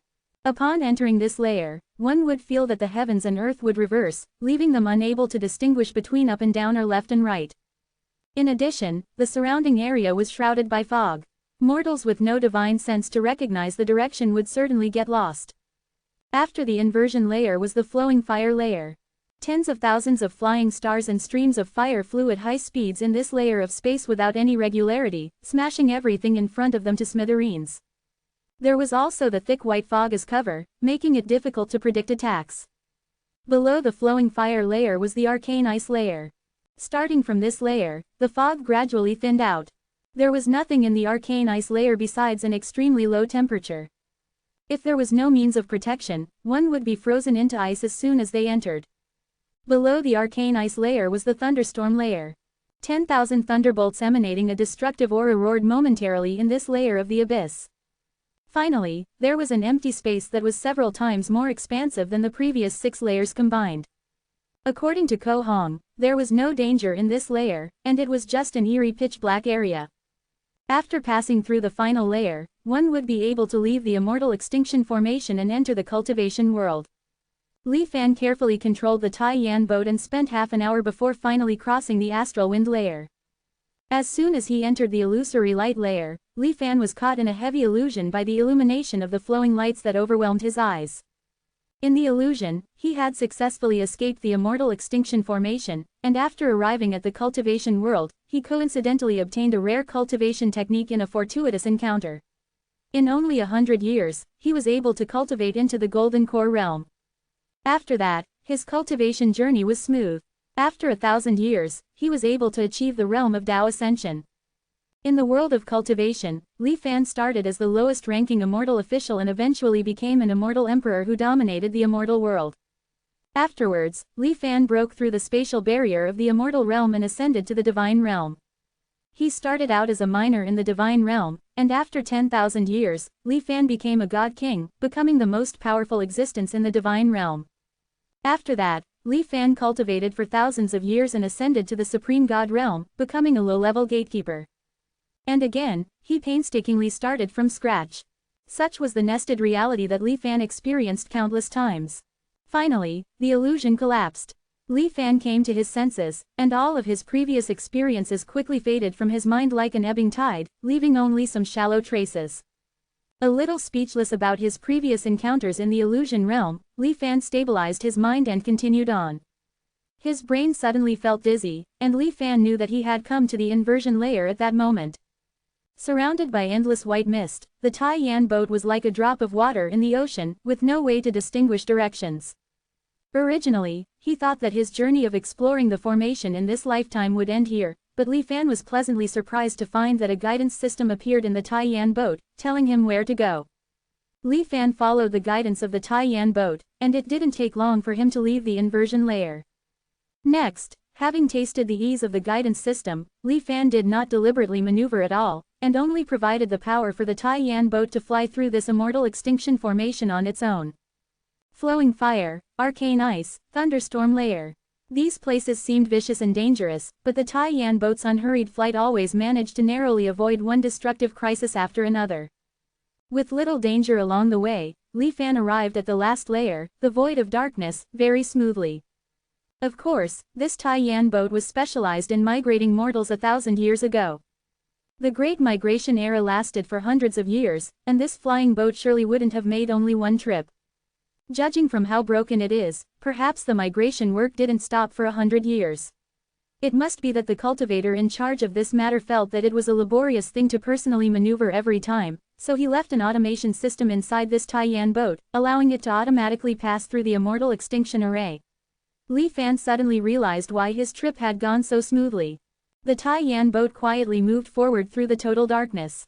Thinking of the cultivation world that he had been looking forward to for hundreds of years, Li Fan couldn't help but be excited, despite his usually composed demeanor. Suddenly, in the incomparably silent darkness, an inexplicably strange and distant cry rang out. This odd sound spread throughout the entire layer of darkness in an instant, echoing continuously through it. Li Fan's heartbeat instantly stopped, as if he had encountered a formidable enemy, and the blood in his body instantly became ice cold. The eerie cries were getting closer and closer, and in the blink of an eye, they surrounded the tiny Tai Yan boat, coming from all directions. Suddenly, the sounds disappeared. It became silent again. The surroundings were still pitch black, but the darkness was different from before. Li Fan felt a chill run down his spine. He knew that the Tai Yan boat had been swallowed by some kind of existence. Boom! The Tai Yan boat's protective light shield shattered in an instant, and the Tai Yan boat's body began to disintegrate. The charging progress began to plummet in this instant. Looking deeply into the darkness of the outside world one last time, Li Fan silently chanted. Truth. Chapter 19. The Abyss Wants to Devour. End of simulation. Li Fan regained consciousness. He stared intently at the scene of the Tai Yan boat shattering on the screen, a thick fear lingering in his heart, refusing to dissipate. What exactly was that? Li Fan was puzzled. When Ko Hong and Dao Xuanzi traversed the immortal extinction formation earlier, they did not encounter this entity in the dark layer. Why was his experience different? Could it be that his luck was simply bad? Li Fan didn't think so. The dark layer of this immortal extinction formation was vast. The small Tai Yan boat was like a drop in the ocean within it. Yet this unknown entity found him with such precision. Most likely, it's a method targeting mortals. It seems safer to wait until the mist clears and light shines at the bottom of the abyss before exploring. Although the last attempt failed, the gains from the previous life were indeed beyond expectations. Li Fan pondered to himself, then decided to preserve the Tai Yan boat. Name: Li Fan. Realm: mortal. Physiological age: 2086. Mental age: 333 1113 sa. Progress in chi condensation, 0%. Progress in anchoring chi, 1%. Current anchor points, 1. Bound items. Jade Cosmos 1000 Variations Sutra, Taiyan Boat. Looking at the increasingly limited upper limit of his mental age, Li Fan also felt a sense of pressure. Fortunately, the realm of cultivation was within reach. As long as he left this place, the sky was the limit. In this anticipation, Li Fan's seventh life began. Before truth had recharged, Li Fan was determined not to take any risky actions. So, he still planned to live through the first 20 years according to the script he had experienced several times. In the third year, Li Fan returned to Wen County, Jiangnan. In the fourth year, he secretly arrived at Qian Hong's tomb with his trusted subordinates. This time, he slowly eroded the tomb using mists filled with a mortal plague, gradually weakening the stone tablet of prohibition until it was too weak to penetrate steel armor. Li Fan, wearing armor, entered the tomb and placed his hand on the stone tablet. Detected chargeable item. Stone tablet of prohibition damaged. Consume to recharge. The prompt from truth popped up as expected. Unfortunately, it's a bit damaged. Li Fan sighed, choosing yes. The stone tablet of prohibition gradually turned into nothingness and disappeared. And after absorbing the halting script, the progress of anchor creation and truth directly increased by 25%. Just 3 more times, and I can unlock the second anchor point. Li Fan rejoiced, but also had a vague feeling it wouldn't be so simple. Speculating too much is useless, I'll know in the next life. The other things in Qian Hong's tomb were of no value to Li Fan now. After instructing someone to seal the tomb again, Li Fan left. After 5 years, Li Fan finally couldn't hold back and went to the ruins abyss. Let's just take a look, and not go down, Li Fan told himself. Gazing at the endless sea of mist, his vision seemed to penetrate the infinite space barriers, reaching the bottom of the ruins abyss. Standing for a long time, as the strong wind howled, the dense fog gradually dispersed. The once treacherous Immortal extinction formation now seemed less threatening. At this moment, if I were to pilot the Taiyan boat, I could smoothly reach the realm of cultivation, right? A thought suddenly popped into Li Fan's mind and could no longer be restrained. It rapidly expanded, swiftly occupying all of Li Fan's attention. Yes, I've waited for so long, do I have to wait another 15 years? What does it matter if truth hasn't completed its charge? Hesitating like this, how can I achieve the great Tao? In the last life, I tried it once. As long as I carefully avoid that unknown creature in the dark lair, I can leave this accursed place. Voices chimed in Li Fan's ears incessantly, and his eyes gradually lost focus, becoming bloodshot, seemingly ensnared by these voices. Li Fan continued to move forward step by step, getting closer to the ruins abyss. Just as Li Fan was about to be drawn by the ruins abyss and crushed to pieces.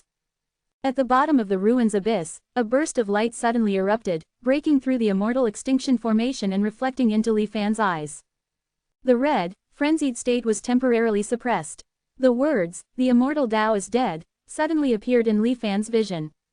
Boom! All those fanatical thoughts in his mind, the desperate desire to pursue the path of cultivation, and even the impulse to leap forward, all dissipated in an instant. What's going on? A now clear-headed Li Fan was startled. In his eyes, the calm abyss suddenly turned into a lurking beast, its huge mouth open, ready to devour him. Li Fan turned around immediately and fled without looking back. After a long while, the dense fog recondensed. At the bottom of the abyss, a faint, angry roar could be heard. 15 years later, in the 20th year, truth finally completed its charge. With newfound confidence, Li Fan returned to the ruins abyss. Recalling the scene from years ago, even though much time had passed, Li Fan still felt a lingering fear. It seems my guess was correct. That creature in the dark lair truly harbors great malice towards mortals. Perhaps its mission is to devour any mortals approaching this place. Although it was dangerous, Li Fan was not one to give up on the path to immortality. Without hesitation, Li Fan piloted the Taiyan boat and smoothly arrived at the thunderstorm lair. He didn't descend further, instead, he stopped just above the dark lair, patiently waiting. Woo! The strong winds began to blow. The raging thunderstorms, affected by this unknown strong wind, began to subside and gradually weaken. They slowly faded away into speckles of light. Li Fan didn't look at this wonder, instead, he sought to find the lurking monster in the darkness while making use of this precious and brief light. Unfortunately, he found nothing. Seeing the light about to fade, Li Fan gritted his teeth, no longer hesitating. He drove the Taiyan boat at full throttle and rushed towards the bottom of the ruins abyss. The strange cry sounded again, and in an instant, it was right beside him. At this moment, Li Fan completely changed the direction of the Taiyan boat's charge. After drawing a beautiful curve, the Taiyan boat, which was originally charging straight down, now moved at a speed several times faster, continuously flying upwards. Upwards, and upwards. The Taiyan boat was at full power, and amidst a roar of fury, it soared back into the thunderstorm layer. Utilizing the last wisp of disappearing light, Li Fan, now positioned high above, finally saw the true appearance of the creature lurking in the darkness. It was an enormous whale beyond description in words. Even from this far away, Li Fan couldn't fully see its whole form. Even just its open huge mouth filled Li Fan's entire field of vision. The whale, frustrated at its prey returning to the thunderstorm layer, roared angrily but could only return to the darkness layer. After a few roars to vent its dissatisfaction, it reluctantly closed its mouth and disappeared into the darkness. TL note. Trying out a new engine for the next few chapters, let me know what you guys think. Notice any difference? Better? Worse? Chapter 20. Unintentional Success. Li Fan piloted the Taiyan boat and returned to the top of the ruins abyss. What on earth is that? Li Fan's face turned somewhat dark. Although he had used some tricks to see the true form of the creature, he had no idea how to escape its sight and successfully traverse the dark layer. That whale is so huge, and the Taiyan boat is so small. Every time I pass by, it always manages to find me like a cat finding a mouse. Thinking about this, Li Fan was a bit frustrated. I can only try other methods. Fortunately, I still have plenty of attempts left. Li Fan sighed in resignation. 15 years later, in the 35th year, Li Fan had infiltrated the thunderstorm layer. During these 15 years, he had attempted to forcefully break through the dark layer several times. However, in these attempts, the whale found him significantly quicker. Considering the Taiyan boat's flight speed, he was unable to escape.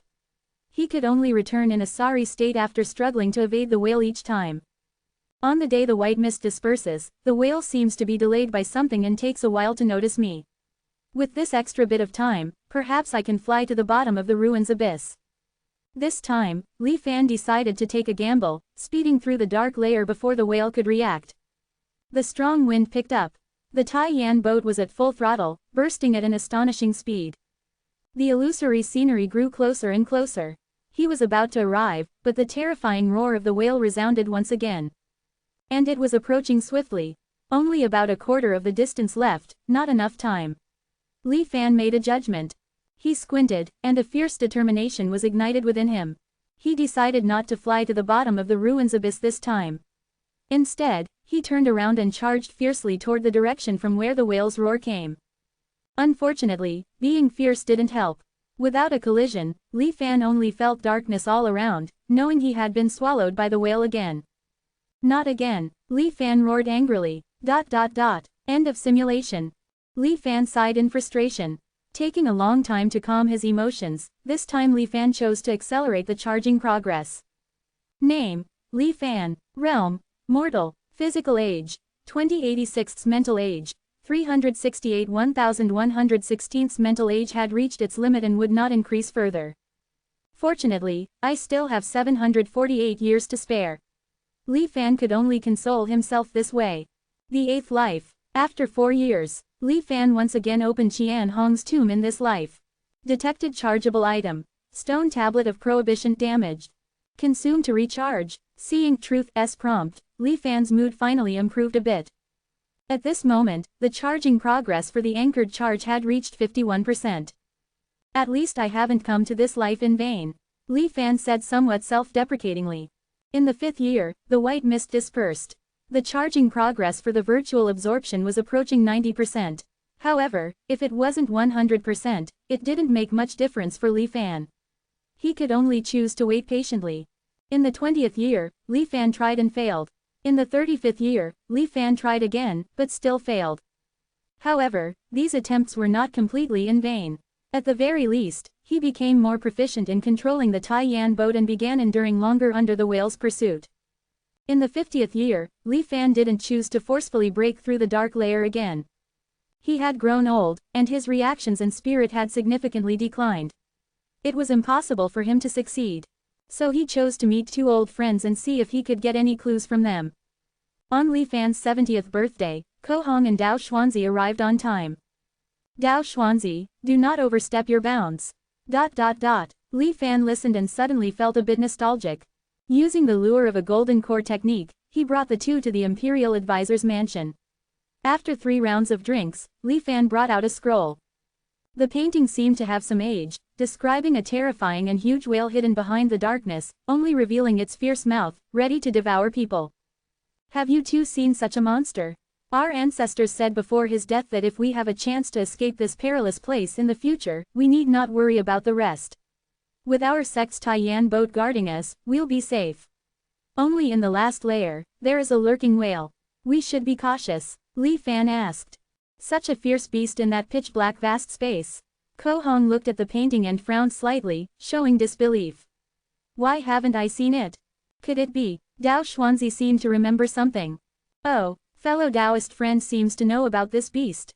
Li Fan asked expectantly. Dao Xuanzi shook his head. I've only read some related records in an ancient book. It is said that in ancient times, there was a sect called the Beast Control Sect. The Beast Control Sect didn't have any profound techniques, but with a skill called Beast Control Art, they could control the beasts in the world to fight for them. When the Beast Control Sect was at its peak, it was said to rival the top sects like the Tai Shang and Da Dao sects. Unfortunately, during the calamity of heaven and earth, the Beast Control Sect, which only cultivated one technique, perished the quickest. Among the most famous beasts controlled by the Beast Control Sect, it seems there was this kind of whale. You mentioning it reminds me. It seems to be called the Void Ripper whale. Ko Hong snapped his fingers and quickly said. Li Fan's mind stirred, and he hurriedly asked, do you two know how to avoid this Void Ripper whale? Ko Hong and Dao Xuanzi smiled somewhat awkwardly. We've only heard a few fragmentary descriptions. As for such a beast, it has disappeared from the cultivation world for thousands of years. How could we know its habits? Li Fan couldn't help but feel disappointed. In the end, he would have to rely on himself, wouldn't he? Handing the Jade Cosmos Thousand Variations Sutra to Dao Xuanzi, after sending the two away, Li Fan chose to end this life. Name, Li Fan. Realm, mortal. Physical age, 2086. Mental age, 418 1116. Ninth life. In this life, Li Fan once again opened Qian Hong's tomb, wanting to absorb the stone tablet of prohibition for charging. Unfortunately, Truth didn't react at all. Although he felt disappointed, Li Fan was already mentally prepared. Thus, the charging progress for Truth's anchored charge remained at 51%. In the 20th, 35th, and 50th years, Li Fan tried various methods but couldn't rush through the dark layer under the whale's watchful eyes.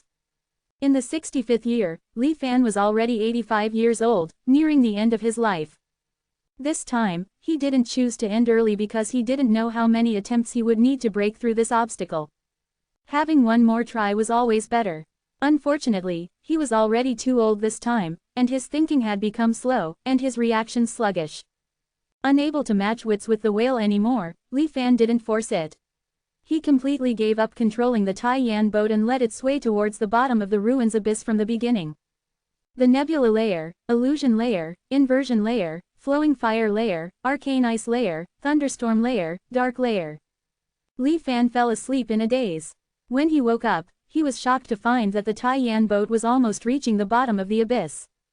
What's going on? Why didn't the Void Ripper whale appear this time? Li Fan was completely baffled, but it didn't stop him from accelerating and speeding towards the faint lights appearing below. But as Li Fan accelerated, the roar of the whale suddenly appeared. Why did it suddenly notice me again at this moment? Li Fan frowned deeply. Then, as if a lightning bolt illuminated the night sky, Li Fan suddenly understood. So that's why the Void Ripper whale tracks me based on my acceleration. As long as I maintain a constant speed, I can safely pass through this immortal extinction formation. Quote. Realizing this crucial point, Li Fan couldn't help but laugh heartily. At this point, the last shackle to leave this immortal extinction formation was completely unlocked. Amidst Li Fan's laughter and the whale's roar, the Tai Yan boat broke through the crack between the two realms and was about to return to the cultivation world. The surroundings became blurry, as if crossing the distance of several worlds in an instant. Suffering from tremendous pressure, Li Fan suddenly groaned, blood flowing from his nose and eyes. But he didn't care. Looking back at the place he came from, because it was too far away and the perspective was infinitely high, Li Fan saw a scene that he would never forget in his lifetime. Hundreds, thousands, tens of thousands of void ripper whales. They formed groups and ceaselessly opened up patches of pitch-black space in the void. And the place where Li Fan came from, the Immortal Extinction Formation, was getting farther and farther away as he headed closer to the cultivation world.